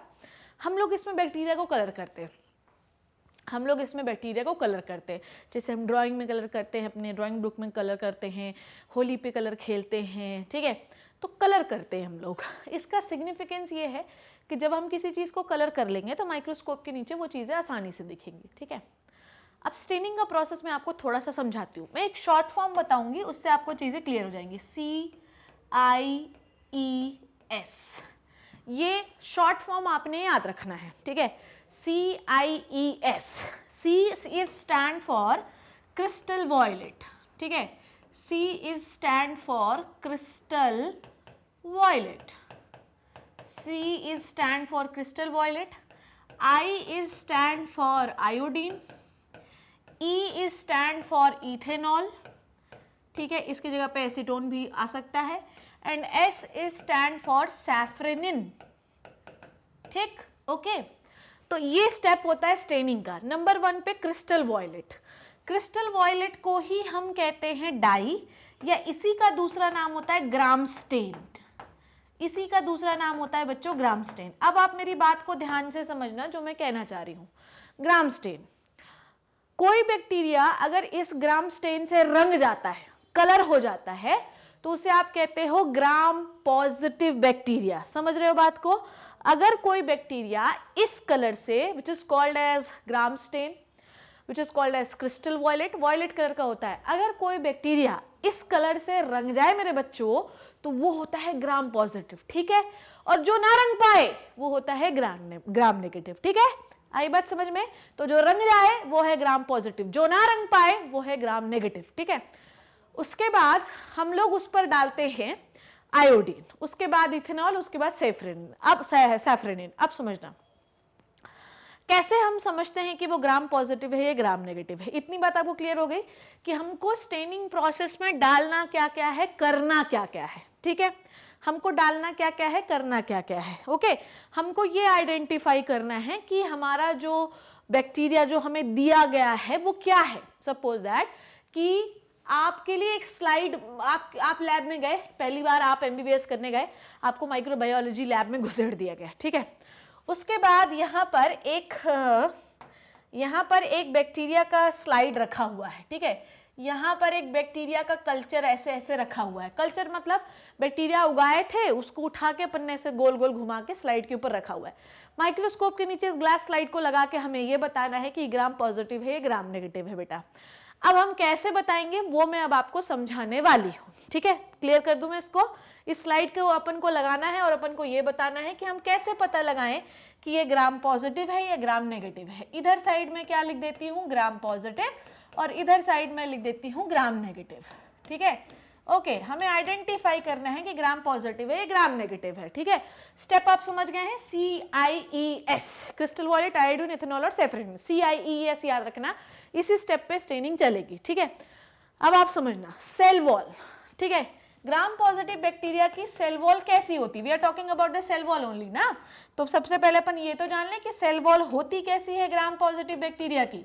Now listen to me very carefully what I am trying to say, ठीक, ध्यान से देखो। This is the cell membrane, this is the cell membrane and this is the layer, थोड़ा सा और अच्छे से बनाती हूँ। This is the layer called as peptidoglycan, ठीक है। अब इसमें मैं लेबल कर देती हूँ, ठीक। So this is the cell membrane, this is the cell membrane, ठीक। This is the cell wall, okay. Now cell wall is made up of peptidoglycan, okay. Cell wall is made up of peptidoglycan. Peptidoglycan क्या होता है बताओ, सोचो, it is a polymer, ठीक है। अब ग्राम positive bacteria की सेल मेम्ब्रेन के ऊपर एक मोटी परत है, बहुत मोटी परत है, जिसे हम कहते हैं पेप्टिडोग्लाइकन। क्या कहते हैं हम इसे, पेप्टिडोग्लाइकन। पेप्टिडोग्लाइकन, इसे हम म्यूरिन भी कह सकते हैं, म्यूरिन, ठीक है, म्यूरिन। तो पेप्टिडोग्लाइकन लेयर होती है। अब आप एक एक करके मेरी बात बिल्कुल ध्यान से समझते जाएंगे, नहीं तो फिर काम गड़बड़ हो जाएगा, ठीक है। अब आप समझना, इधर भी वही चीज बनानी है अपने को। नाउ यहां पर भी ग्राम नेगेटिव बैक्टीरिया के पास भी क्या है, ये अपने पास सेल मेम्ब्रेन। हाँ मैम, इतनी बात क्लियर हो गई, सेल मेम्ब्रेन हो गई है। सेल मेम्ब्रेन के बाद ऊपर हाँ, इनके पास पेप्टिडोग्लाइकन है, पर थोड़ा सा पतला है, ठीक। इनके ऊपर ना एक एडिशनल लेयर है, which is called as lipopolysaccharide layer. Now listen to me very carefully what I am trying to say. चलो आ जाओ। सो ये क्या हो गया ग्राम नेगेटिव की सेल मेम्ब्रेन, ये क्या हो गई प्यारे बच्चों सेल मेम्ब्रेन, ये क्या हो गई cell wall which is made up of peptidoglycan, या मैं पेप्टिडो लिख दे रही हूँ, ध्यान से समझना, ठीक है। और ये हो गई another layer which is called as lipopolysaccharide layer, lipopolysaccharide layer, ठीक है, इसको हम LPS लेयर भी कहते हैं, LPS लेयर, ठीक है। सो अब आप दोनों में अंतर देखो कि उसके पास 3 लेयर हैं, इसके पास 2 ही लेयर है। स्टेनिंग का प्रोसेस शुरू कर रहे हैं। चलो क्रिस्टल वॉयलेट है ना, वॉयलेट कलर डालते हैं। सबसे पहले यहां पर हम लोगों ने डाला क्रिस्टल वॉयलेट, क्रिस्टल वॉयलेट, ठीक है, क्रिस्टल वॉयलेट डाल दिया अपन, कोई टेंशन नहीं। अब क्रिस्टल वॉयलेट कलर जो है बच्चों, क्रिस्टल वॉयलेट कलर जो है, इसने पूरे सरफेस को वॉयलेट रंग दिया, इसने पूरे सरफेस को वॉयलेट रंग दिया, ठीक है, वॉयलेट हो गई पूरी लेयर। और साथ में ये जो स्पेस आपको दिखाई दे रहा है यहां पर भी वॉयलेट हो गया, समझ रहे हो, यहां पर भी वॉयलेट कलर भर गया, ठीक। सो सबसे पहले हम लोगों ने डाला क्रिस्टल वॉयलेट, क्रिस्टल वॉयलेट हमने डाला तो हमने ये देखा कि the dye will cover the peptidoglycan layer plus it will trap in between the, trap लिख देती हूं यहां पे मैं, the crystal CV dye trapped, CV dye trapped in between cell wall and cell membrane, ठीक है। व्हाट आई एम सेइंग, क्या देखा आपने, हमने ये देखा कि जो CV लेयर है, जो क्रिस्टल वॉयलेट लेयर है, वो फंस गई है, क्रिस्टल वॉयलेट जो है वो प्लाज्मा मेम्ब्रेन और सेल वॉल के ऊपर फंस गया, ऊपर से पूरा कवर कर लिया। नाउ दूसरे स्टेप में अपन को डालना है आयोडीन। अब हमें इसमें डालना है आयोडीन। 30 सेकेंड तक आप डाल के रखो ताकि पूरा कवर कर ले और बढ़िया से, मतलब कलर कवर कर ले बढ़िया, कोई दिक्कत नहीं है, अंदर घुस के ट्रैप हो जाए, ठीक। अब आप इधर समझना इसमें क्या हुई कहानी।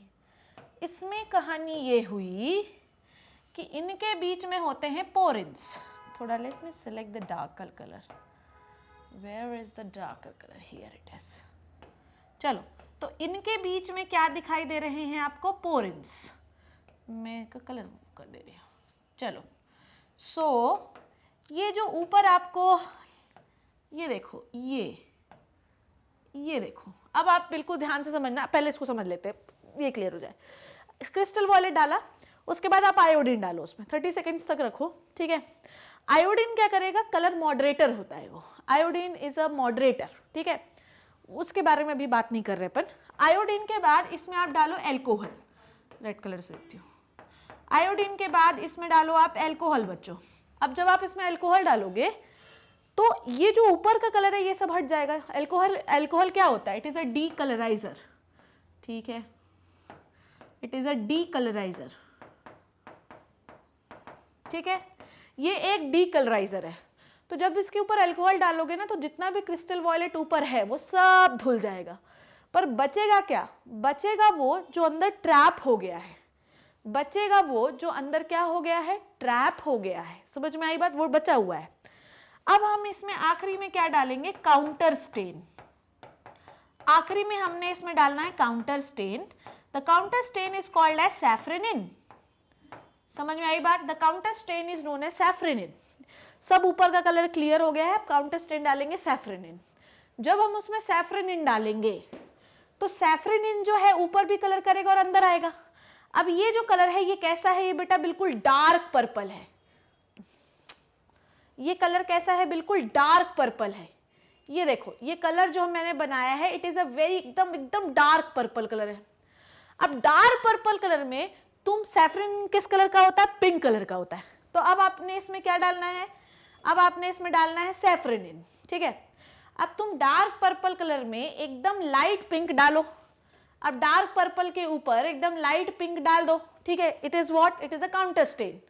ये क्या है, ये काउंटर स्टेन सैफरनिन है। ये किस कलर का होता है, सैफरनिन होता है गुलाबी कलर का। अब गुलाबी कलर जाएगा, ठीक है, और उसके बाद वो इस कलर को, जो यहाँ पर बीच में जो कलर फंसा हुआ है क्रिस्टल वॉयलेट, उसको कलर करने की कोशिश करेगा, पर क्या कर पाएगा, ब्लू कलर को तुम कैसे पिंक कलर से कलर कर दोगे, कोई कलर ही असर ही नहीं पड़ेगा उससे।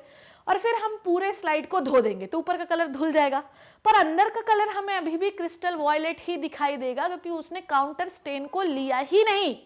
काउंटर स्टेन को नहीं लेगा, और जब तुम स्लाइड को नीचे लगा के देखोगे तो आपकी स्लाइड आपको पर्पल कलर की, डार्क वॉयलेट कलर की, पर्पल कलर की दिखाई देगी।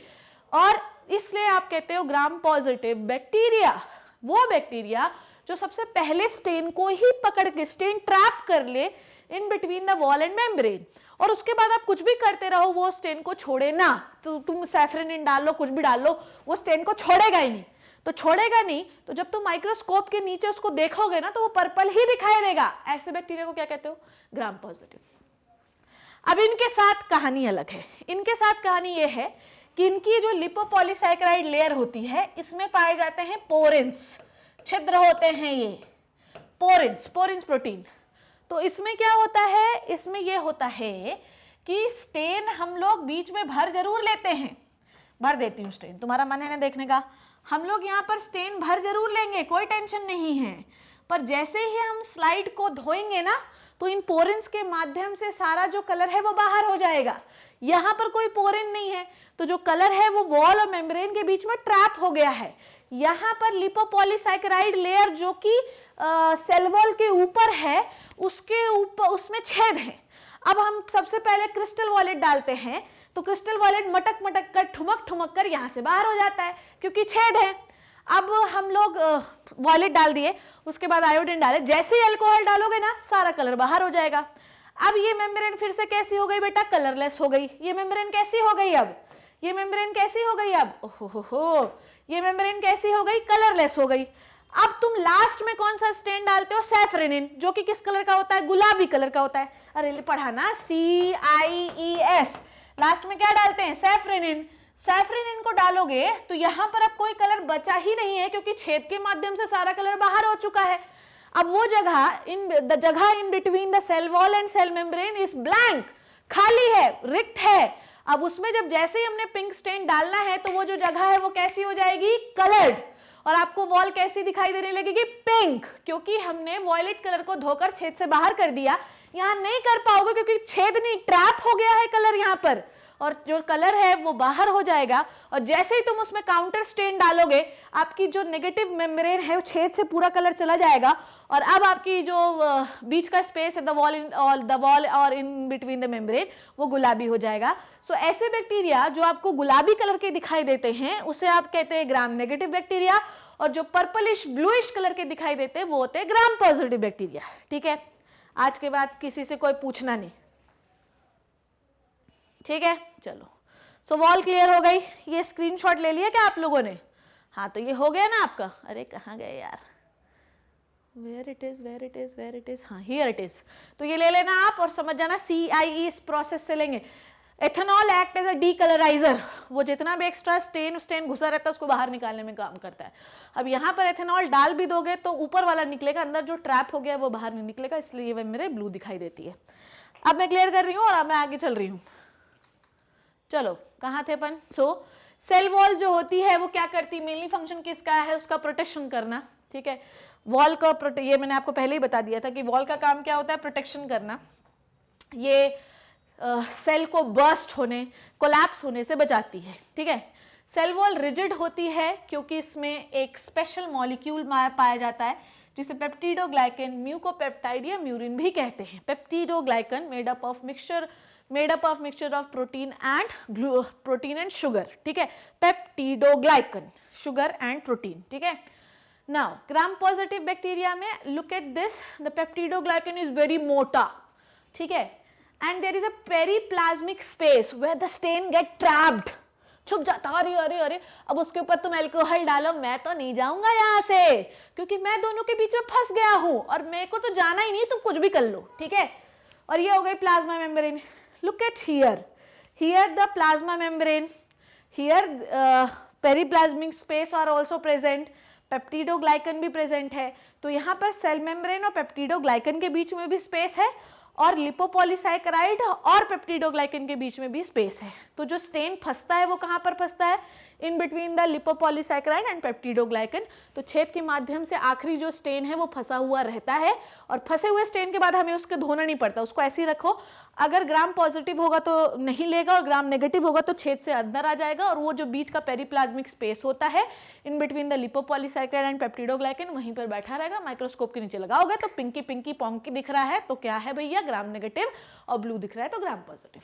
क्लियर हो गया? नाउ सो ये देखो ग्राम स्टेनिंग, सबसे पहले क्रिश्चियन एस आएगा यहाँ पे, क्रिश्चियन ग्राम। ह्यूमन एरर है भैया, टाइपिंग में गड़बड़ी हो जाती कभी कभी। ग्राम स्टेनिंग क्रिश्चियन ग्राम ने डिस्कवर किया था। इससे हम ये डिस्कवर कर सकते हैं, ये क्लासिफाई कर सकते हैं कि ग्राम पॉजिटिव है या ग्राम नेगेटिव है। जो ग्राम स्टेन को ले लेता है, मतलब क्रिस्टल वॉयलेट, ग्राम स्टेन कौन सा होता है, crystal violet, CIES। Please always remember this बच्चों, प्लीज मेरे बच्चों, मेरे प्यारे बच्चों, मेरे लाल बच्चों, ये याद रखना, CIES, ठीक है। एंड अदर जो नहीं स्टेन हो पाता वो होता है ग्राम नेगेटिव बैक्टीरिया, ठीक। ये होते हैं स्पेस बोल रही हूँ, डिफरेंसेस। थिकनेस, ग्राम पॉजिटिव ज्यादा मोटा होता है, ग्राम नेगेटिव थिन होता है। पेरिप्लाज्मिक स्पेस वैसे इसमें भी होता है और इसमें भी होता है, इसमें एब्सेंट लिखा है पर होता है, in between the cell wall and cell membrane, ठीक है। वैसे बहुत ही नैरो होता है। लिपिड इसमें एब्सेंट होते हैं और थोड़े स्मॉल होते हैं, और इसमें प्रेजेंट होते हैं लिपोपॉलीसैकेराइड लेयर में। टिकोइक एसिड इसमें प्रेजेंट होता है जो कि इनको डिफेंस प्रोवाइड करता है, इनमें वो नहीं होता। पेप्टिडोग्लाइकन इनमें बहुत मोटा होता है और इसमें बहुत ही पतला होता है, 16 to 80 nm होता है, यहाँ पे 2 nm होता है। पेप्टी जो ग्राम पॉजिटिव बैक्टीरिया होते हैं बहुत जल्दी इन्फेक्शन कर देते हैं आपको। ग्राम नेगेटिव बैक्टीरिया जो होते हैं ये इन्फेक्शन तो उतना जल्दी नहीं करते, पर करते हैं तो बहुत खतरनाक होते हैं, बहुत ही खतरनाक। लिपोपॉलीसैकेराइड जो इनकी लेयर है ना, ये इन्फेक्शियस लेयर होती है, यही अटैच करवाती है बैक्टीरिया को। सो this is it, look at this, okay. तो पेरिप्लाज्मिक स्पेस मैंने ग्राम पॉजिटिव में भी आपको बताया है, नैरो है पर है। इसमें तो लिपोपॉलीसैकेराइड और पेप्टिडोग्लाइकन के बीच में है, पेप्टिडोग्लाइकन और सेल मेम्ब्रेन के भी बीच में है, ठीक है। ये पोरिन्स आपको दिखाई दे रहे हैं जहां से स्टेन अंदर बाहर होगा। ये जो लिपोपॉलीसैकेराइड है ये भी लिपिडोप्रोटीन से बनी है। लिपोपॉलीसैकेराइड लिपिड प्रोटीन्स, लिपिड शुगर से बनी हुई है, प्रोटीन्स भी इसमें होते हैं, ठीक है। तो ये this is the structure of gram positive and gram negative. Now अब हम लोग, इतनी बात आपको क्लियर हो गई, ग्राम पॉजिटिव और ग्राम नेगेटिव में डिफरेंस क्लियर हो गया, इसमें कोई कंफ्यूजन तो नहीं है। तो ये हो गया the difference between the cell wall. तो ये हो गया सेल वॉल। तो सेल एनवेलप का हमने पहला पार्ट कंप्लीट कर लिया विच इज द ग्लाइकोकैलिस, दूसरा पार्ट कंप्लीट कर लिया which is the cell wall. Now third part of the cell envelope is the plasma membrane, ठीक है। प्लाज्मा मेम्ब्रेन बना लें क्या, मन है तुम्हारा, बना लेते, चलो ठीक है कोई बात नहीं, बना लेते, आ जाओ आ जाओ। चलो तो प्लाज्मा मेम्ब्रेन के बारे में पढ़ा रही हूं मैं आपको। तो प्लाज्मा मेम्ब्रेन जो होती है बच्चों, ठीक है, सीधी सीधी बात करते अपन, लेट मी ड्रॉ। तो this is the cell, this is the beautiful bacterial cell wall, और सेल वॉल के अंदर वी हैव सेल मेम्ब्रेन, ठीक है, ये बना लो आप लोग सेल मेम्ब्रेन, ठीक। सो पहले लेबल कर दूं तो आपको और समझ में आएगा। अभी हम लोग सेल वॉल कंप्लीट कर चुके हैं बेटा, हम लोग सेल मेम्ब्रेन के बारे में पढ़ने वाले हैं। So this is the cell wall, इसके बारे में बात हो चुकी है, इसके ऊपर ग्लाइकोकैलिक्स हो रहा है, वो मैं अभी नहीं बना रही हूँ। सेल मेम्ब्रेन, तो सबसे पहले हम बात करते हैं सेल मेम्ब्रेन क्या है। सेल मेम्ब्रेन जो है मैंने आपको बताया था कि इट इज द गृहिणी ऑफ द घर। गृहिणी will decide, the house women will decide, the house wife will decide कि घर में क्या राशन आना है और क्या राशन फेंकना है, मतलब क्या यूज का नहीं है। तो सेल मेम्ब्रेन वो होती है, सेल मेम्ब्रेन होती है selectively permeable, okay, selectively permeable होती है, ठीक। ये डिसाइड करती है कि क्या चीज आनी है और क्या चीज जानी है, ओके। सेल मेम्ब्रेन बनी किससे होती है, मैं यहाँ पे लिख देती हूँ। सेल एनवेलप में हम लोग पढ़ रहे हैं सेल मेम्ब्रेन के बारे में। किस चीज से बनी होती है सेल मेम्ब्रेन? सेल मेम्ब्रेन बनी होती है प्रोटीन से, सेल मेम्ब्रेन बनी होती है लिपिड से, और सेल मेम्ब्रेन बनी होती है कार्बोहाइड्रेट से। सेल मेम्ब्रेन का स्ट्रक्चर हम यूकैरियोटिक सेल में अच्छे से पढ़ेंगे।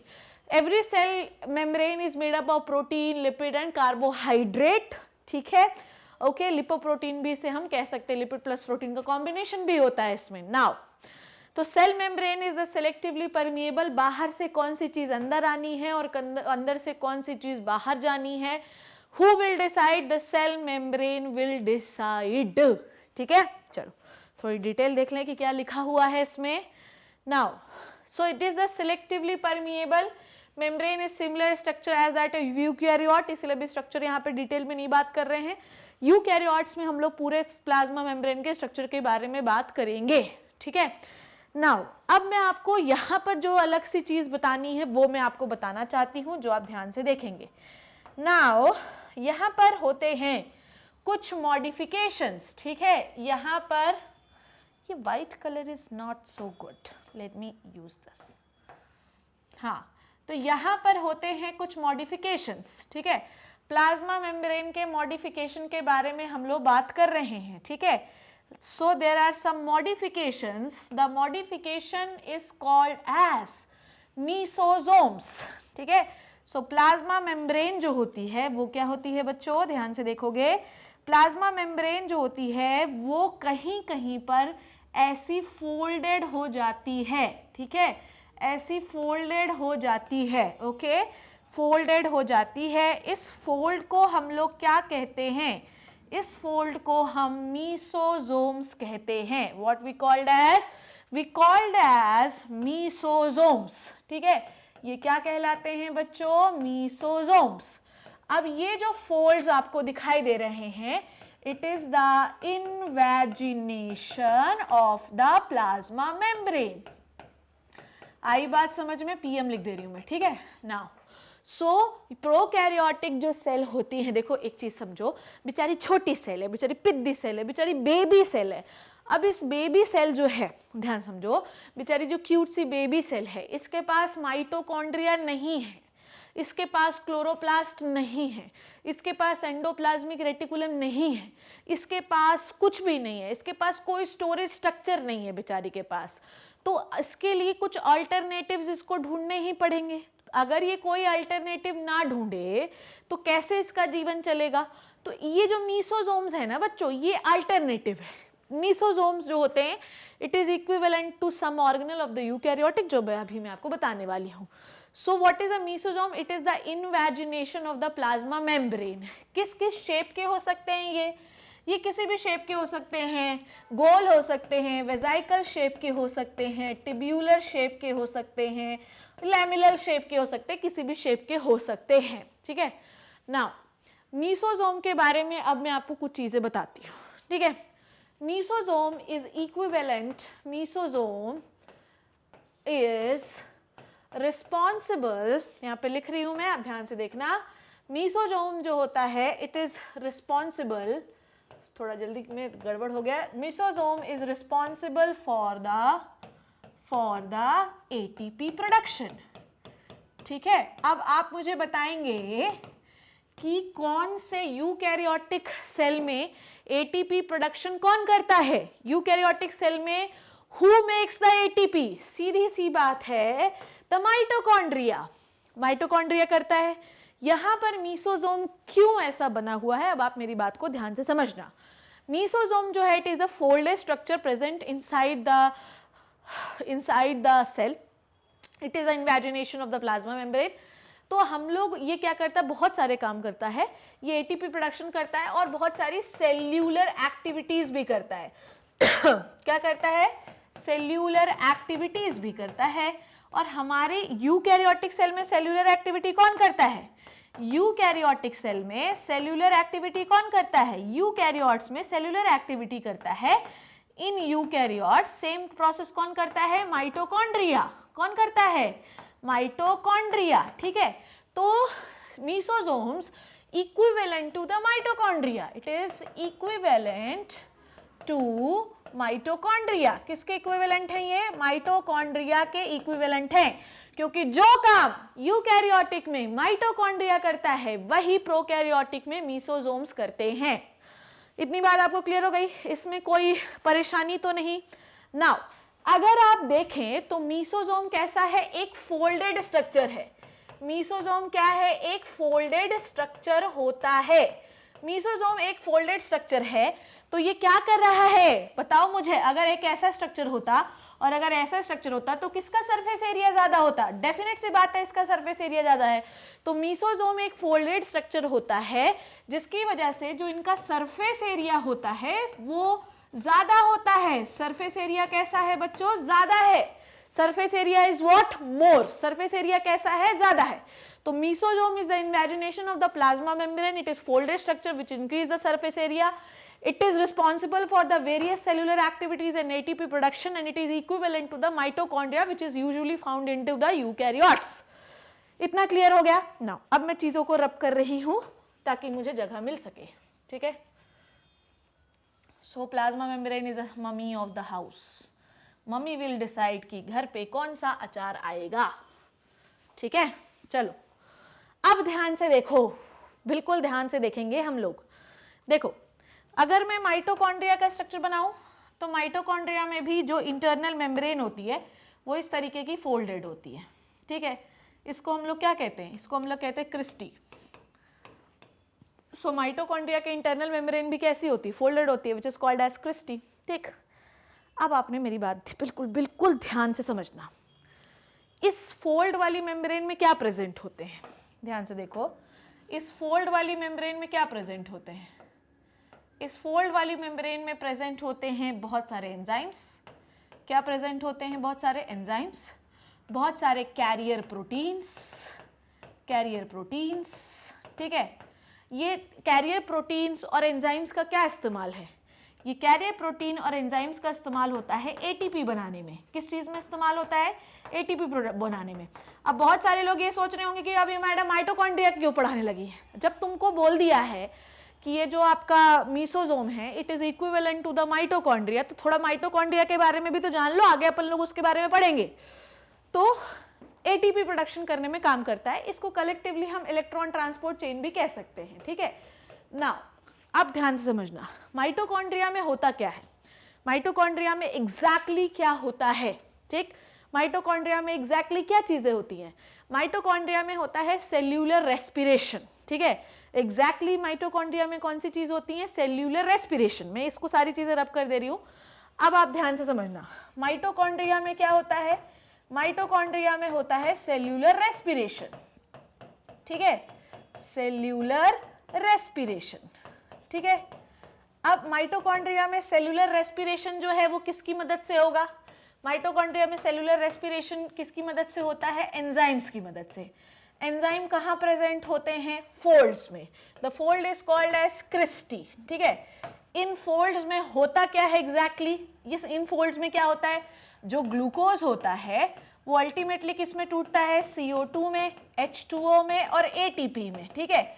अब इन फोल्ड्स में ATP जो होती है, जो फोल्ड्स होते हैं, जो क्रिस्टी होती है, इन द फोल्ड्स, लिख दे रही हूं मैं, in these folds ATP gets stored, in these folds ATP stored, ठीक है? ATP stored होती है, ठीक है? इतनी बात हम सीख गए।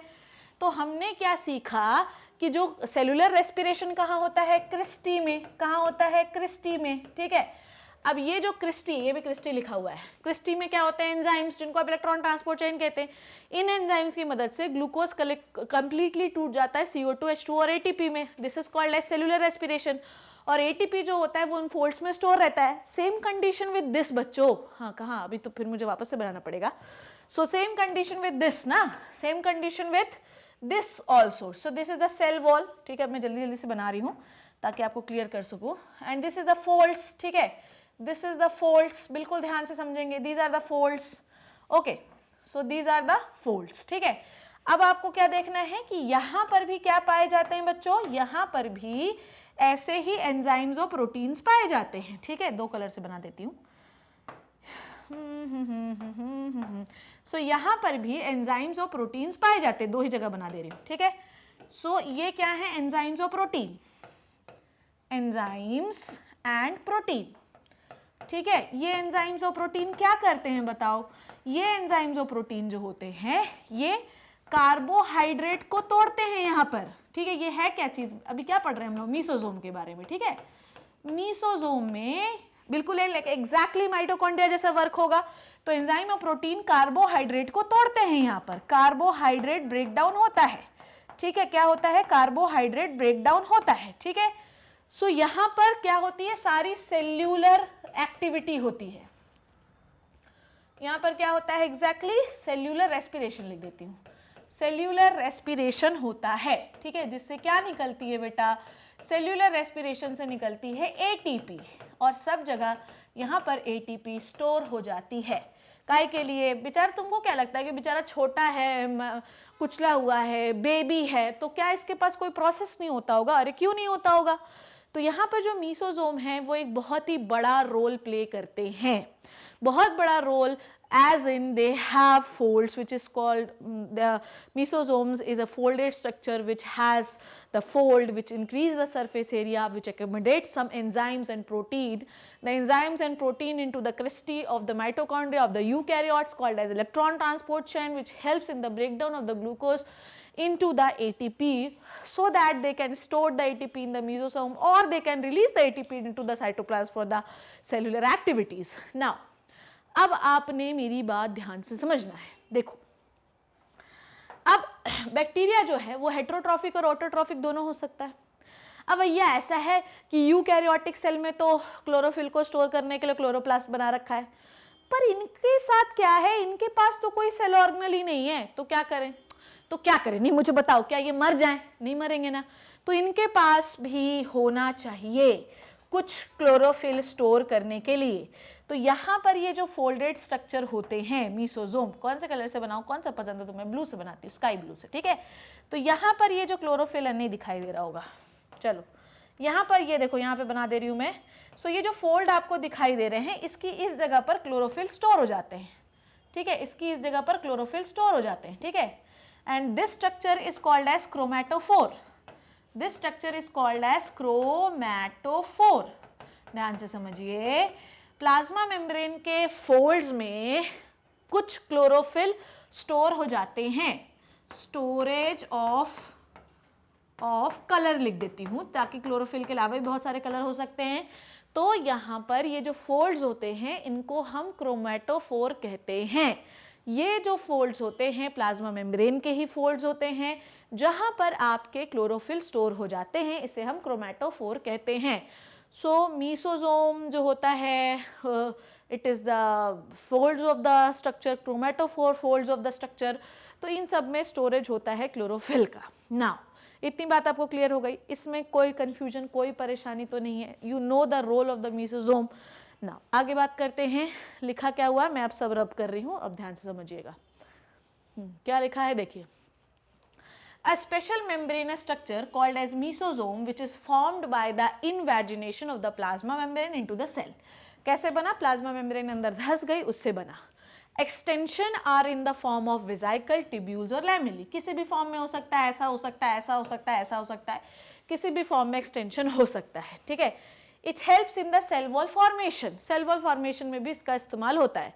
DNA replication, distribution of daughter cells, ये अब मैं आपको बताने वाली हूँ, ठीक है। It also helps in respiration and secretion process to increase the, पहले मैं बता दूँ सारा, mesosome also helps in the respiration secretion process to increase the surface area of the plasma membrane for the enzymatic content। वही बात है कि जो मीसोजोम होते हैं वो सरफेस एरिया बढ़ा देते हैं ताकि वो खुद एटीपी, खुद के चीज़ें बना सके, ठीक है। Mesosome found in the gram positive bacteria, ठीक है, क्योंकि उनकी प्लाज्मा मेम्ब्रेन अच्छी होती है, अच्छी क्या उनमें पाया जाता है, ठीक है। नाउ अब आप ध्यान समझना, सम फोटोसिंथेटिक प्रोकैरियोट्स, वही क्रोमैटोफोर के बारे में बात कर रहे हैं। In some photosynthetic prokaryotes like cyanobacteria and purple bacteria there are other membranous extension, ठीक है, मैंने वहीं पे बना दिए थे पर यहाँ पे बना के बता देती हूँ। This is the cell wall, this is the, हाँ ये बना दे रही हूँ मैं, बोलना मत कि मैंने बना के बताया नहीं था, ठीक है। So this is the cell wall and this is the chromatophore. ये जो आपको दिखाई दे रहे हैं, it is the chromatophore. Chromatophore के अंदर स्टोर होता है आपका colour, it may be any type of colour और क्लोरोफिल, ठीक है, इसे आप कहते हैं क्रोमैटोफोर। इसके अंदर स्टोर होता है आपका chlorophyll, any type of colour, ठीक है। नाउ मीसोजोम का, अरे पीछे क्यों आ रहा है अपन, हाँ। नाउ अब आप ध्यान से देखो, मीसोजोम जो है ये अभी आपने एक और पॉइंट पढ़ा था जो मैं भी आपको समझाती हूँ। मीसोजोम क्या करता है? मीसोजोम जो है ये सेल वॉल फॉर्मेशन में काम करता है और ये सेल रेप्लिकेशन में भी बहुत बड़ा रोल प्ले करता है, उसके बारे में मैं आपको थोड़ा समझाती हूँ। देखो सपोज दैट कि ये एक सेल, सपोज दैट कि I am making this cell and this is the mesosome, ठीक है, I am making this cell and this is the mesosome, ठीक है, okay. Now this is what, this is the genetic material, this is the genetic material, ठीक है, this is the genetic material. ऐसे ऐसे genetic material नहीं बनाते, पहले अपन लोग बनाते एक ही जेनेटिक मटेरियल होता है ना। तो यहाँ पे लेबल कर दे रही हूँ मैं, ध्यान से समझो। सो दिस इज द मीसोजोम, ठीक, and this is the genetic material, single stranded DNA, this is the genetic material. अब बच्चों, अब बिल्कुल ध्यान से समझना है मेरी बात को। पहले मीसोजोम जो है वो सेल डिवाइड करने में मदद करता है, ठीक है। अब यहाँ पर सबसे पहले स्टेप में क्या होता है आप समझो। सबसे पहले स्टेप में होगा ये कि जो आपका, उफ यहाँ पे गड़बड़ हो गई ना, हाँ, तो सबसे पहले क्या होगा कि ये जो आपका जेनेटिक मटेरियल है ना, ये जेनेटिक मटेरियल किसके पास आ जाएगा, ये जेनेटिक मटेरियल आ जाएगा मीसोजोम के पास। सो ये जेनेटिक मटेरियल किसके पास आ गया, मीसोजोम के पास आ गया, ठीक है, ओके। मीसोजोम जो है के पास आ गया। अब यहाँ पर आ गया, देखो यहाँ पर आ गया है, इस जगह पर मीसोजोम आ गया है। तो अब क्या होगा, अब होगा ये कि पहले ना, पहले मीसोजोम डिवाइड होगा। पहले ये देखो, ये वाला मीसोजोम दो भागों में डिवाइड हो गया, ठीक, ये पहले मीसोजोम डिवाइड होगा, ठीक। जेनेटिक मटेरियल क्या है अपने पास, अभी यहीं पर है जेनेटिक मटेरियल, ठीक है। देन उसके बाद क्या होगा, मीसोजोम तो डिवाइड हो ही गया है, उसके बाद आपका जेनेटिक मटेरियल भी डिवाइड हो जाएगा, उसके बाद आपका जेनेटिक मटेरियल भी डिवाइड हो जाएगा, ठीक है, ध्यान से समझें। तो यहाँ पर पहले क्या हुआ है, यहाँ पर देखो ध्यान से, क्रोमोजोम जो है, जो आपका जेनेटिक मटेरियल, जो आपका जेनेटिक मटेरियल, ब्लैक कलर से लिख रही हूँ, ठीक है। तो यहाँ पर जो जेनेटिक मटेरियल है, genetic material came near to the mesosome, ठीक है। अब क्या होगा, मीसोजोम का डिवीजन, मीसोजोम डिवीजन, ठीक है। अब क्या होगा, genetic material division, genetic material division, ठीक है, ये फेज है, ओके, डिवीजन। सो यहाँ पर जेनेटिक मटेरियल यहाँ है मीसोजोम, यहाँ पर जेनेटिक मटेरियल के पास मीसोजोम, जेनेटिक मटेरियल मीसोजोम के पास आ गया, यहाँ पर मीसोजोम डिवीजन हो गया, डिवीजन, ठीक है। यहाँ पर जेनेटिक मटेरियल भी डिवाइड हो गया, मीसोजोम भी डिवाइड हो गया। अब देखो यहाँ से दो सेल डिवाइड हो जाएंगी, ठीक है, और दो सेल यहाँ पर बना दे रही हूँ मैं, ध्यान से देखना, ठीक। यहाँ पर दो सेल डिवाइड हो जाएंगी, एक सेल है ये और दूसरी सेल है ये, ठीक है। इनके पास खुद का सेपरेट जेनेटिक मटेरियल होगा। तो यहाँ पे लिख देते हैं अपन लोग, 2 डॉटर सेल, ठीक है। तो आपने क्या देखा कि मीसोजोम जो है ये आपका सेल डिवीजन करने में भी मदद करता है। तो पहले जेनेटिक मटेरियल किसके पास आया, मीसोजोम के पास। मीसोजोम जो है एक्साइटेड हो गया, आजा आजा आजा, तुरंत वो डिवाइड हो गया, और उसने क्योंकि जेनेटिक मटेरियल को पकड़ के रखा है, तो जैसे वो डिवाइड होगा वैसे वो सीधे सीधे जेनेटिक मटेरियल को भी डिवाइड करने में मदद करेगा। तो जैसे वो डिवाइड होगा वैसे जेनेटिक मटेरियल भी डिवाइड हो जाएगा, और जो पेरेंट सेल है वो 2 डॉटर सेल में कन्वर्ट हो जाएगी। इतना स्क्रीनशॉट लीजिए, फिर आगे बढ़ते हैं। तो ये हुआ मीसोजोम का structure, which is the modification of the plasma membrane of prokaryotic cell, which is responsible for the various cellular activity, responsible for exact function is like the mitochondria. जैसे यूकैरियोटिक सेल में mitochondria काम करता है, वैसे prokaryotic cell में अपना ये लल्ला मुन्ना काम करता है, जिसका नाम मीसोजोम होता है। एक और सेलुलर मॉडिफिकेशन मैंने आपको फोल्ड बताया, जिसका नाम था क्रोमेटोफोर, जो कि कलर को स्टोर करने का काम करता है, ठीक है। अब पर्पल बैक्टीरिया में पर्पल कलर को स्टोर करेगा, ग्रीन बैक्टीरिया में ब्लू, ग्रीन बैक्टीरिया में क्लोरोफिल को स्टोर करेगा, सीधी बात है। तो ये मीसोजोम जो होते हैं ये फोल्ड स्ट्रक्चर होते हैं, जो कि सरफेस एरिया को इंक्रीज करते हैं, ताकि प्रोकैरियोट जैसी छोटी सेल में भी ज़्यादा से ज़्यादा एक्टिविटी उनके हिसाब से हो सके। तो ऐसा नहीं है कि ये छोटा है तो ये बेचारा परेशान रहेगा, भगवान इनको भी कुछ ना कुछ दे के रखते हैं, ठीक है। ये हो गया क्लियर। चलो अब आगे पढ़ेंगे हम लोग एक्सटेंशन के बारे में, विच इज द फ्लैजिला। तो फ्लैजिला, ठीक है, ये आपके सेल से बाहर निकले हुए होते हैं, पर उससे पहले मैं आपको कुछ चीजें पढ़ाना चाहती हूँ। सेल मेम्ब्रेन हो गया, वेयर इट इज, ओके, इसके बाद है राइबोसोम एंड इंक्लूजन बॉडी, ठीक है। पहले अपन लोग पिलाई फिम्ब्रे फ्लैजिला ही पढ़ लेते हैं। चलो आजा, देखो डायग्राम बना देती हूँ, शायद ये बना होगा, देखिए। सो this is the basic structure of the bacteria, ये बना रखा है हमने, और इसमें आपको कुछ एक्सटेंशंस दिखाई दे रहे होंगे बेटा, ठीक है। अब एक एक करके अपन लोग बात करते हैं इस पे, ठीक। सबसे पहले हम लोग बात करेंगे फिम्ब्री की, ठीक है। फिम्ब्री, फिंगर लाइक प्रोजेक्शंस, ठीक है। फिम्ब्री मतलब what is this, this is the finger like projections, ठीक है। ये क्या होते हैं, फिंगर लाइक प्रोजेक्शंस होते हैं, ठीक है। ये जो फिंगर लाइक प्रोजेक्शंस होते हैं, ये किसी भी जगह पर अटैचमेंट के में मदद करते हैं। किस में मदद करते हैं, अटैचमेंट में, ठीक है। अब सपोज दैट कि कोई बैक्टीरिया तुम्हारे इंटेस्टाइन में घुस गया। अब इंटेस्टाइन में तुम दिन भर में इतनी सारी चीजें खाते हो, इतने सारे एंजाइम्स होते हैं, तो ये बैक्टीरिया आसानी से वहां से फ्लश आउट हो सकता है। पर ये स्मार्ट है, स्मार्ट ऐसे हैं बेटा कि ये क्या करते हैं कि उसको पकड़े रहते हैं, ऐसे पकड़े रहेंगे, बिल्कुल छोड़ेंगे नहीं, एकदम पकड़े हुए रहते हैं। और कुछ भी फिम्ब्री क्या करता है, फिंगर लाइक प्रोजेक्शन होते हैं, पकड़े रहते हैं ऐसे ऐसे ऐसे, कुछ भी आता रहे ये वहां हिलते डुलते रहेंगे, पर वहां से हिलेंगे नहीं, ठीक है, मतलब वहां से इधर उधर मूव नहीं करेंगे। तो ये बेसिकली होस्ट की बॉडी में अटैचमेंट में मदद करते हैं, इनको आसानी से आप निकाल नहीं सकते।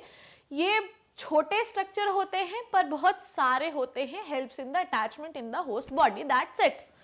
नाउ उसके बाद इनकी बॉडी में एक स्ट्रक्चर होता है विच इज कॉल्ड एज पिलाई, ठीक है, पिलाई। वैसे तो ये कोई सेक्सुअल रिप्रोडक्शन शो नहीं करते, ठीक है, वैसे तो ये कोई सेक्सुअल रिप्रोडक्शन शो नहीं करते, पर ठीक है, थोड़ी बहुत सेलुलर एक्टिविटी इन्हें भी दिखाने दो, मतलब थोड़ा तो ये कुछ तो अपना ट्रांसफर करे सामने वाले को। तो ये अपना थोड़ा सा जेनेटिक मटेरियल को डिवाइड करके ये जो सेल है ये दूसरे सेल से पिलाई के माध्यम से अटैच हो जाती है। One pili get attach with the another cell and by the process of conjugation, by the process of conjugation, ठीक है। तो ये फेविकोल का जोड़ है जो आसानी से टूटेगा नहीं, आई बात समझ में।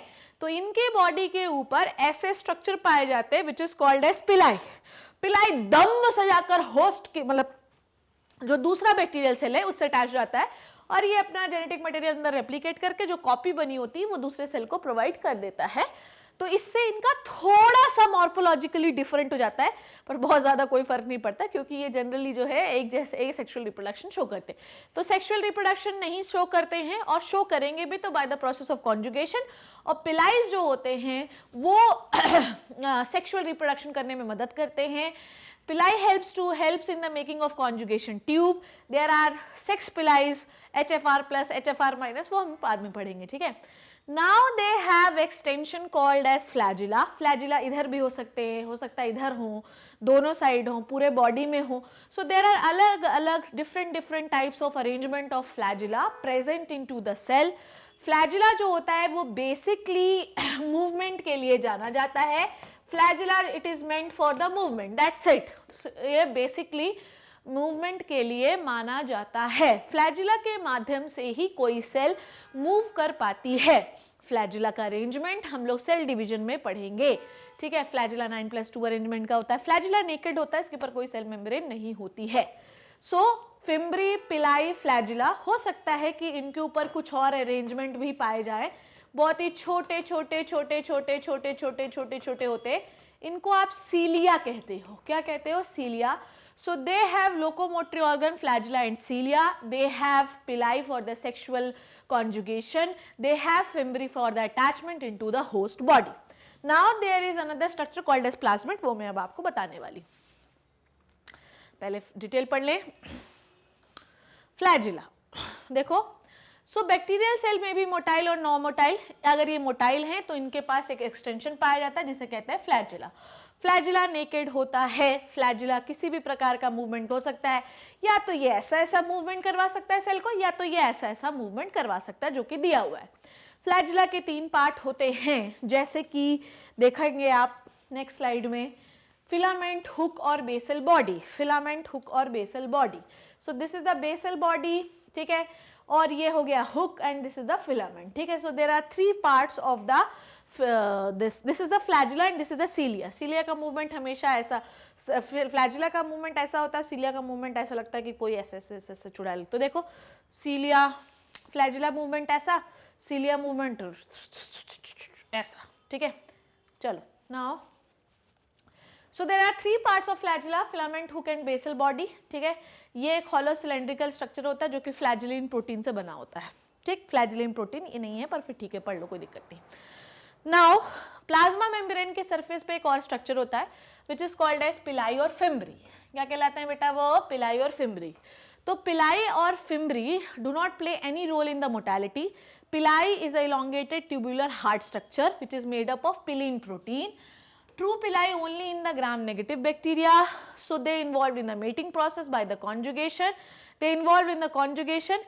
Fimbria as the smallest bristle-like structure helps in the attaching of bacteria into the host body. ठीक है, तो ये notes भी हो गए आपके. Now, अब मैं आपको थोड़ी सी चीजें बताना चाहती हूँ जो कि मैं बना के बताऊंगी. कहाँ पे बनाऊँ बताओ, कहाँ पे बनाऊँ, कहाँ पे बनाऊँ, कहाँ पे? यहाँ पे बनाती हूँ. देखो, अब आप मेरी बात को ध्यान से समझना, ठीक, जो मैं बता रही हूँ. यहाँ पे फिर से मुझे एक बैक्टीरिया सेल को बनाना पड़ेगा. इस बोर्ड के साथ प्रॉब्लम ये है कि आपने अगर कोई चीज़ यहाँ पे रब कर दी तो वापस से आप उसे ला नहीं सकते. There are different softwares, we can do this, but let it be. अभी यहाँ से काम चल ही रहा है तो फिर जाने दो, कोई दिक्कत ही नहीं है. चलो मेरे लाल, आ जाओ. देखो इधर, इस बार ब्लैक कलर से लेबलिंग करूँगी. तो ये क्या हो गई अपनी सेल वॉल, ये क्या हो गई अपनी सेल मेम्ब्रेन. अब इसमें मैं मीसोजोम नहीं बना रही हूँ क्योंकि मैं मीसोजोम के बारे में आपको पढ़ा चुकी हूँ, दिमाग में घुस जाना चाहिए, वो वहाँ पे नहीं बना रही हूँ. अब आपको मैं जो चीज़ समझाने वाली हूँ वो है ये जो राउंड राउंड स्ट्रक्चर दिखाई दे रहा है, it is called as plasmid. ठीक है, ये क्या कहलाता है? प्लाज्मिड. ये क्या है? प्लाज्मिड. ठीक है, अब आप मेरी बात को ध्यान से समझना कि प्लाज्मिड है क्या. ठीक, यहाँ पर पूरी चीजें प्लाज्मिड के बारे में लिख दे रही हूँ, फिर मुझे मत बोलना कि मैंने पढ़ाया नहीं था. देखो, we have our genetic material, let it be, we have our genetic material, this is our genetic material. कोई दिक्कत परेशानी नहीं है, यहाँ पे हमारा जेनेटिक मटेरियल है, हमारा जेनेटिक मटेरियल प्रेजेंट है, कोई टेंशन नहीं है. पर हमको कुछ और करना है, जीवन में हम कुछ और करना चाहते हैं, हम कुछ करके आगे दिखाना चाहते हैं, तो हमारे पास एक और एक्स्ट्रा क्रोमोसोमल मटेरियल है मेरे लाल, extra chromosomal material. So we have extra chromosomal material called as plasmid. Round structure का होता है. ये कोई रेप्लिकेशन फैप्लिकेशन में हेल्प नहीं करता, ना ये पार्ट लेता है. प्लाज्मिड स्ट्रक्चर है बैक्टीरियल सेल में. ठीक है, तो ये कोई, it is not involve in the cell division. ठीक है, नॉट इन्वॉल्व्ड, बहुत ही गिचपिच हो गया. So not involved in cell division. ठीक है, not involved in cell division. ठीक है madam, okay. So this is the plasmid, extra chromosomal material. कोई मतलब नहीं है इसको, भाड़ में जाओ, हमको कोई मतलब नहीं. इसका काम एक बहुत अच्छी चीज है, पता तुमको? तुमने देखा होगा कि बहुत सारे बैक्टीरिया को हम किसी स्पेसिफिक एंटीबायोटिक से नहीं मार पाते. सपोज दैट कि मुझे इन्फेक्शन हुआ है, मुझे पेट दर्द हो रहा है, तो मुझे डॉक्टर ने पेनिसिलिन नाम के एंटीबायोटिक दी, पर नहीं हो रहा है, असर ही नहीं हो रहा है, बैक्टीरिया मर ही नहीं रहा है उस मेरे पेट दर्द वाला. क्यों नहीं मर रहा है? सोचो, दिमाग लगाओ, अपना खोपड़ा फिराओ, क्या बोल रही हूं मैं. ठीक है, ध्यान से समझो जो मैं बोल रही हूं, कि ऐसा क्या है कि मेरे पेट दर्द में किसी एंटीबायोटिक का असर ही नहीं हो रहा है, क्योंकि मेरे पास एक एक्स्ट्रा क्रोमोसोमल मटेरियल है, और इस एक्स्ट्रा क्रोमोसोमल मटेरियल के पास एक दुष्ट और पापी जीन है. एक दुष्ट और पापी जीन है. डॉक्टर मुझे दे रहा है पेनिसिलिन का इंजेक्शन दे रहा है, सब दे रहा है, कोई असर ही नहीं पड़ रहा है, तो इस पापी के पास पता है क्या है, इस पापी के पास है, ज्यादा ही लंबा एरो हो गया क्यों, यहां लिख देती हूं। सो इस पापी के पास है penicillin resistant gene, it has penicillin resistant gene बेटा, आहा, पेनिसिलिन रेजिस्टेंट जीन। अब तुम देते रहो पेनिसिलिन, अब जो तुम दोगे तो ये पेनिसिलिन असर ही नहीं करेगा इस पे, क्योंकि इसके पास रेजिस्टेंट जीन है, ये बैक्टीरिया को रेजिस्टेंट बना रहा है, बैक्टीरिया पे कोई असर ही नहीं कर रहा है। अब यही बैक्टीरिया रेप्लिकेट होगा, रेप्लिकेट होगा, रेप्लिकेट होगा, तो बात ऐसी है कि बैक्टीरिया फैलता जाएगा, आपके ऊपर कोई असर नहीं होगा। अच्छा, ये जो बैक्टीरिया है, ये जो प्लाज्मिड होता है, ये किस चीज में हेल्प होता है, इट हेल्प्स इन द किस चीज में इस्तेमाल होता है, इसका यूज होता है, use in the genetic recombination. ठीक है, किस में हेल्प करता है, ये जेनेटिक रिकॉम्बिनेशन में हेल्प करता है। कैसे हेल्प करता है, अब मेरी बात को ध्यान से समझना। सपोज दैट कि मुझे मतलब जेनेटिक रिकॉम्बिनेशन में कैसे हेल्प करता है, सपोज दैट कि मुझे कोई हार्मोन बनाना है, जैसे मुझे ग्लूकागन बनाना है, सपोज दैट कि मुझे ग्लूकागन हार्मोन बनाना है। इतनी बात आपको क्लियर हो गई कि पेनिस से जो प्लाज्मिड होता है, it is the extra chromosomal material round in the structure, helps in the genetic recombination. ठीक, इट कैरीज सम जीन्स। अगर आपको कोई जीन एक बैक्टीरिया से दूसरे बैक्टीरिया या किसी एक चीज से दूसरे जीन में ट्रांसफर करना है, तो आप प्लाज्मिड्स का इस्तेमाल करते हैं। समझ में आई बात। अगर मान लीजिए कि मैं एक बैक्टीरिया हूं और मेरे बाजू में एक बैक्टीरिया खड़ा है, अब मैं चाहती हूं कि उस बैक्टीरिया के अंदर, ठीक है, उस बैक्टीरिया के अंदर मेरे वाले जीन्स पहुंच जाए, तो मेरे वाले जीन्स को मैं प्लाज्मिड के थ्रू ही ट्रांसफर करूंगी। हम बाकी जीन्स को, जो एक स्पेशल जीन्स होते हैं, उनको हम नॉर्मल जेनेटिक मटेरियल से ट्रांसफर नहीं कर सकते, हमको प्लाज्मिड के थ्रू ही करना पड़ेगा। तो हम बाहर से, सपोज दैट कि एक बैक्टीरिया है, हमें उसे ट्रांसफर करना है, हमें उसे एक पर्टिकुलर जीन देना है ताकि वो किसी एंटीबायोटिक के लिए रेजिस्टेंट हो सके, तो हम उसके प्लाज्मिड में वो जीन को इंसर्ट करेंगे, बैक्टीरिया डिवाइड होगा और फिर प्लाज्मिड भी डिवाइड होगा। तो प्लाज्मिड के अंदर जितने ज़्यादा बैक्टीरियल पॉपुलेशन बढ़ेगी, उतना हम जान पाएंगे कि रेजिस्टेंट हुआ या नहीं हुआ। अगर अच्छे से जीन इंसर्ट हो गया होगा प्लाज्मिड में कट लगा के हम इंसर्ट कर देते हैं, it is called as genetic engineering. ठीक है, तो इंसर्ट करते, कट चाकू से नहीं लगाना कि काट रहे, नहीं, एंजाइम्स होते हैं, तो वो काट कर इंसर्ट कर देते हैं, और उसके बाद जैसे जैसे बैक्टीरिया रेप्लिकेट होता है, जीन भी रेप्लिकेट होता है, प्लाज्मिड भी रेप्लिकेट होता है, और हम ये देखते हैं कि भैया ये जीन इंसर्ट हुआ भी या नहीं ना। अब आपको इसी का एक प्रोसेस समझाती हूँ। क्या समझाओ, देखो, सपोज दैट कि अब मैं एक सीधी सीधी सेल बना रही हूँ। सपोज दैट कि एक सेल है, ठीक है, सेल के अंदर ये प्लाज्मिड है, ठीक है।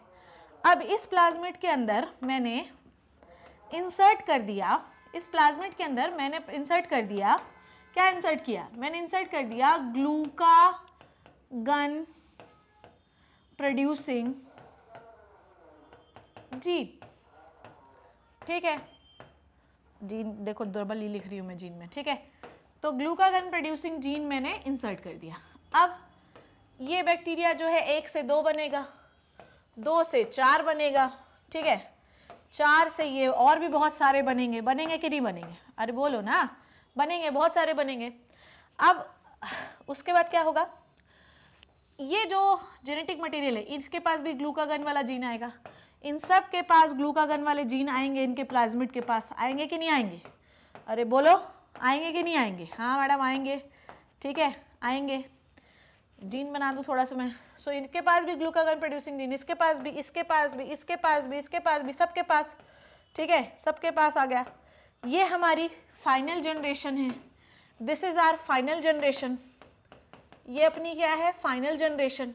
अब बेटा क्या करो इसको, फाइनल जनरेशन क्रश करो, क्रश, ठीक, और ग्लूकागन हार्मोन निकाल लो, एक्सट्रैक्ट द ग्लूकागन हार्मोन। देखो क्या किया हम लोगों ने बेटा, हम लोगों ने, हमको चाहिए इतना सारा ग्लूकागन, ठीक है, ये एक मेथड है जेनेटिक इंजीनियरिंग का, ठीक है, हमको इतना सारा ग्लूकागन चाहिए। कैसे करेंगे हम लोग करेंगे ऐसे कि हम लोग इस प्लाज्मिड में ग्लूकागन प्रोड्यूसिंग जीन डाल देंगे। अब ये जीन रेप्लिकेट करेगा, प्लाज्मिड रेप्लिकेट करेगा, सेल डिवाइड होगी, सेल 2 से 4, 4 से 8, बहुत सारी बनेंगी। जब बहुत सारी सेल बन जाए तो उन सेल को क्रश करो, ग्लूकागन निकाल लो। तो प्लाज्मिड का रोल ये होता है for the transfer of gene in the genetic engineering. Now अब आपको मैं समझाती हूँ इंक्लूजन बॉडीज, और आखिरी है ये प्रोकैरियोटिक स्ट्रक्चर का, और मैं आपको पढ़ाने वाली हूँ अब थोड़ा सा दैट राइबोसोम्स के बारे में। ठीक है ठीक है ठीक है ठीक है, आ जाओ आ जाओ आ जाओ आ जाओ, जल्दी से आ जाओ, जल्दी से आ जाएंगे। So this is as usual our cell wall. अब देखो हर बार मैं बनाती हूँ, उसके बाद भी अगर आपने गलती की तो फिर ये गलती आपकी है, ठीक है। So this is your cell membrane, ठीक है, and now this is your genetic material, ठीक है। सो यहाँ पे मैं लेबल कर रही हूँ, मैं सिर्फ डीएनए लेबल कर रही हूँ, ठीक है। This is your DNA. अब एक चीज याद रखना, आप डीएनए से आप बनाते हो एमआरएनए। एमआरएनए का फुल फॉर्म होता है मैसेंजर आरएनए, ठीक है। हम लोगों को 12th क्लास में पढ़ना है the types of RNA, but let it be, अभी मैं आपको एक्सप्लेन नहीं कर रही हूँ क्योंकि ऑलरेडी प्रोकैरियोटिक के बारे में हम बहुत कुछ पढ़ चुके हैं। सो डीएनए से क्या बनता है? MRNA, done. डीएनए से बनता है मैसेंजर आरएनए, और मैसेंजर आरएनए से बनता है प्रोटीन। मैसेंजर आरएनए से बनता है प्रोटीन, ठीक है। पर मैसेंजर आरएनए से प्रोटीन कैसे बनेगा, ठीक है। सपोज दैट ये मैसेंजर आरएनए है, ठीक है। अब ये जो मैसेंजर यहाँ पे समझाती हूँ ना मैं, और इस प्रोसेस को आप क्या कहते हैं? डीएनए से एमआरएनए बनने की प्रोसेस को हम क्या कहते हैं? इसे कहते हैं हम ट्रांसक्रिप्शन। इसे हम कहते हैं ट्रांसक्रिप्शन, ठीक है। और एमआरएनए से प्रोटीन बनने की कहानी को हम कहते हैं ट्रांसलेशन। आपको समझ में आया? डीएनए से एमआरएनए बनाना है तो it is called as transcription, और एमआरएनए से प्रोटीन बनाना है, it is called as translation. ये बहुत ही बेसिक सी बात है, पता है तो ठीक है, नहीं पता है तो ठीक है, कोई दिक्कत नहीं, कोई परेशानी नहीं, छोड़ दो, ठीक। 12th में पढ़ लेना। आ जाओ, डीएनए है। अब डीएनए से क्या बना लो? डीएनए से बना लो एमआरएनए। डीएनए से मैंने क्या बना लिया? एम, मैं ही लिख देती हूँ ना, डीएनए से मैंने बनाया mRNA. This is the DNA and I am making the mRNA, ठीक है। अब भैया सुनो मेरी बात, अब इनके पास होते हैं राइबोसोम्स। अब पढ़ा रही हूं मैं, ठीक है। So they have ribosomes, they have ribosome, ठीक है। Which type of ribosomes they have? They have 70S ribosome. They have 70S ribosome, ठीक है। S का मतलब क्या है? What is the stand? S stands for, S मतलब होता है सेडिमेंटेशन कोएफिशिएंट। सेडिमेंटेशन कोएफिशिएंट या कोएफिशिएंट, कुछ भी बोल दो, ठीक है। सेडिमेंटेशन कोएफिशिएंट या सेडिमेंटेशन कोएफिशिएंट। सेडिमेंटेशन कोएफिशिएंट का मतलब ये है कि कितना भारी है वो। सीधी बात मैं करूंगी, अभी मैं पूरा डिटेल में नहीं घुस रही हूँ। सेडिमेंटेशन कोएफिशिएंट का मतलब ये है कि कितना भारी है वो, ठीक है। मैं उसको क्रश करूँ, वो कितना भारी होगा तो जल्दी नीचे सेटल हो जाएगा क्रश करने के बाद, हल्का होगा तो नहीं सेटल होगा। यूकैरियोट है, बड़ी सेल है, डेवलप सेल है, मास्टर सेल है, संजय दत्त है वो, तो संजय दत्त की बॉडी भारी है ना तो जल्दी सेटल होगा। अब ये बेचारे छोटे हैं, ठीक है, मासूम से हैं। कौन सा हीरो? शाहिद कपूर भी तो आजकल मोटा ही हो गया है। चलो पहले वाला शाहिद कपूर है ये। अब पहले वाला शाहिद कपूर तो पतला था ना, तो उसको अपन क्रश करके सेटल करेंगे। क्रश जस्ट एग्जाम्पल है, फेवरेट होगा तो मैडम को कमेंट लिखने लगे रहे मैडम हमारा फेवरेट है, छोड़ो, एग्जाम्पल है वो। क्रश करोगे तो उसके जो सब यूनिट्स होंगे, जो राइबोसोम होगा वो धीरे धीरे सेटल होगा, मतलब हल्का है वो। तो सेडिमेंटेशन कोएफिशिएंट या कोएफिशिएंट, कुछ भी आपको जो मन करे वो बोलो, इससे हम ये पता लगाते हैं कि राइबोसोम कितना भारी है, ठीक है। तो 70S है, ओके। अच्छा, 70S जो है वो 2 यूनिट से मिलकर बना है, 50S और 30S, ठीक है। मैडम इससे तो 80S बना रहा है, आप काहे के लिए बोला 70S है? अरे ठीक है, ये कैलकुलेशन है इसका, ठीक है। जब राइबोसोम हम लोग पढ़ेंगे ना तब उसके बारे में बात करेंगे, ओके, ठीक। अब ये वाला जो राइबोसोम है, ये राइबोसोम इसमें आके अटैच हो जाएंगे, बहुत सारे राइबोसोम, ठीक है, ओके। इसे पता है क्या कहते हैं हम लोग? इसे कहते हैं हम लोग पॉलीसोम। इसे हम कहते हैं पॉलीसोम, ठीक है। Polysome is the characteristic of prokaryote cell. ये किसका कैरेक्टरिस्टिक है? प्रोकैरियोट सेल का कैरेक्टरिस्टिक होता है ये पॉलीसोम। यूकैरियोटिक सेल में नहीं होता, यूकैरियोटिक सेल में एक एमआरएनए तो 1-2 ही होते हैं उसमें, ठीक है। अब ये क्या बनाएंगे? अब ये बनाएंगे प्रोटीन। ये क्या बनाएंगे, प्रोटीन। तो आपको राइबोसोम क्लियर हुआ कि राइबोसोम जो होता है 70s 50s लार्ज यूनिट, ये इसकी होती है लार्ज यूनिट, ये क्या होती है इसकी लार्ज यूनिट, और ये क्या होती है इसकी स्मॉल यूनिट, ठीक है। दोनों से मिलकर बनता है ribosome. Ribosome attach with the mRNA, it will make the protein. So mRNA से जब राइबोसोम जुड़ते हैं तो प्रोटीन का फॉर्मेशन होता है, प्लीज ऑलवेज रिमेंबर दिस। तो डीएनए से बनता है एमआरएनए, एमआरएनए से बनता है प्रोटीन। तो एमआरएनए में जब मिलते हैं ribosome, ribosome will trap the amino acid, and amino acid जो है जब ये कॉम्प्लेक्स हो जाता है, समझो क्या बोल रही मैं, डीएनए से एमआरएनए, एमआरएनए से राइबोसोम, राइबोसोम जुड़ा तो आसपास के अमाइनो एसिड को लेता है, तू भी आ जा, तू भी आ जा, तू भी आ जा, और सारे अमाइनो एसिड जब एक साथ मिलते हैं तो प्रोटीन का फॉर्मेशन होता है, ठीक है। चलो, इतनी बात आपको क्लियर हो गई, ठीक, कोई दिक्कत कोई परेशानी इतनी बात में, ठीक है। चलो, अब इनके डीएनए को हम न्यूक्लियोइड भी कह सकते हैं प्रोकैरियोट्स के, ठीक है। चलो, अब मैं आपको बताती हूँ इंक्लूजन बॉडीज के बारे में। देखिए, इनके पास ना, बेचारों के पास कोई डिब्बा नहीं है, इनके पास कोई स्टोरेज स्ट्रक्चर नहीं है, इनके पास कोई स्टोरेज स्ट्रक्चर नहीं है। तो ये क्या करते हैं, अपने ऐसी ही फ्री फॉर्म में ऐसे ऐसे स्टोरेज स्ट्रक्चर स्टोर कर लेते हैं, मतलब इन the form of inclusion body, ठीक है, इन the form of inclusion bodies, ठीक है। तो इनके बॉडी में कोई इनका स्टोरेज स्ट्रक्चर होता नहीं है, तो दे स्टोर्ड द मटेरियल, यहाँ पे लिख देती हूँ मैं।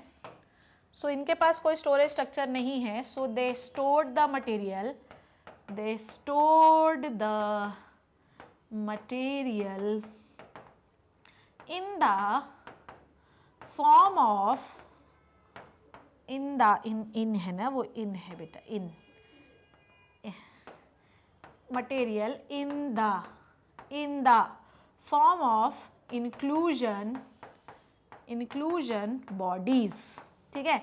तो इनके पास कोई स्टोरेज स्ट्रक्चर नहीं होता है, तो ये जो भी चीज़ अपनी स्टोर करते हैं, चाहे वो कुछ भी हो, स्टार्च हो, ग्लाइकोजन हो, साइनोफाइसिन हो, कुछ भी हो, ये सिर्फ ऐसे इंक्लूजन बॉडीज़ के फॉर्म में ही स्टोर करते हैं, क्योंकि इनके पास खुद का कोई स्टोरेज स्ट्रक्चर नहीं होता। इसका स्क्रीनशॉट ले लिया आपने, राइबोसोम वाली कहानी समझ में आई आपको। आगे बढ़ रहे हैं हम लोग। फ्लैजिला हो गया, पिलाई हो गया, फिम्बरी हो गया। Now in prokaryotic, ribosome associated with the plasma membrane of the cell, ठीक है, प्लाज्मा मेम्ब्रेन से ही अटैच रहते हैं, ठीक है। दे आर अबाउट 50, ये साइज है 50 nanometre to 20 nanometre in size, and made up of 2 सब यूनिट 50 एंड 30, और ये एक साथ मिलकर 70 बनाते हैं। Ribosome is the main site of the photosynthesis, ठीक है। अच्छा, वहाँ पे मैंने फ्री बनाए थे, तो फ्री ना करना, उसको जोड़े रखना। फ्री राइबोसोम यूकैरियोटिक सेल में होते, प्रोकैरियोटिक सेल में नहीं होते, ठीक है।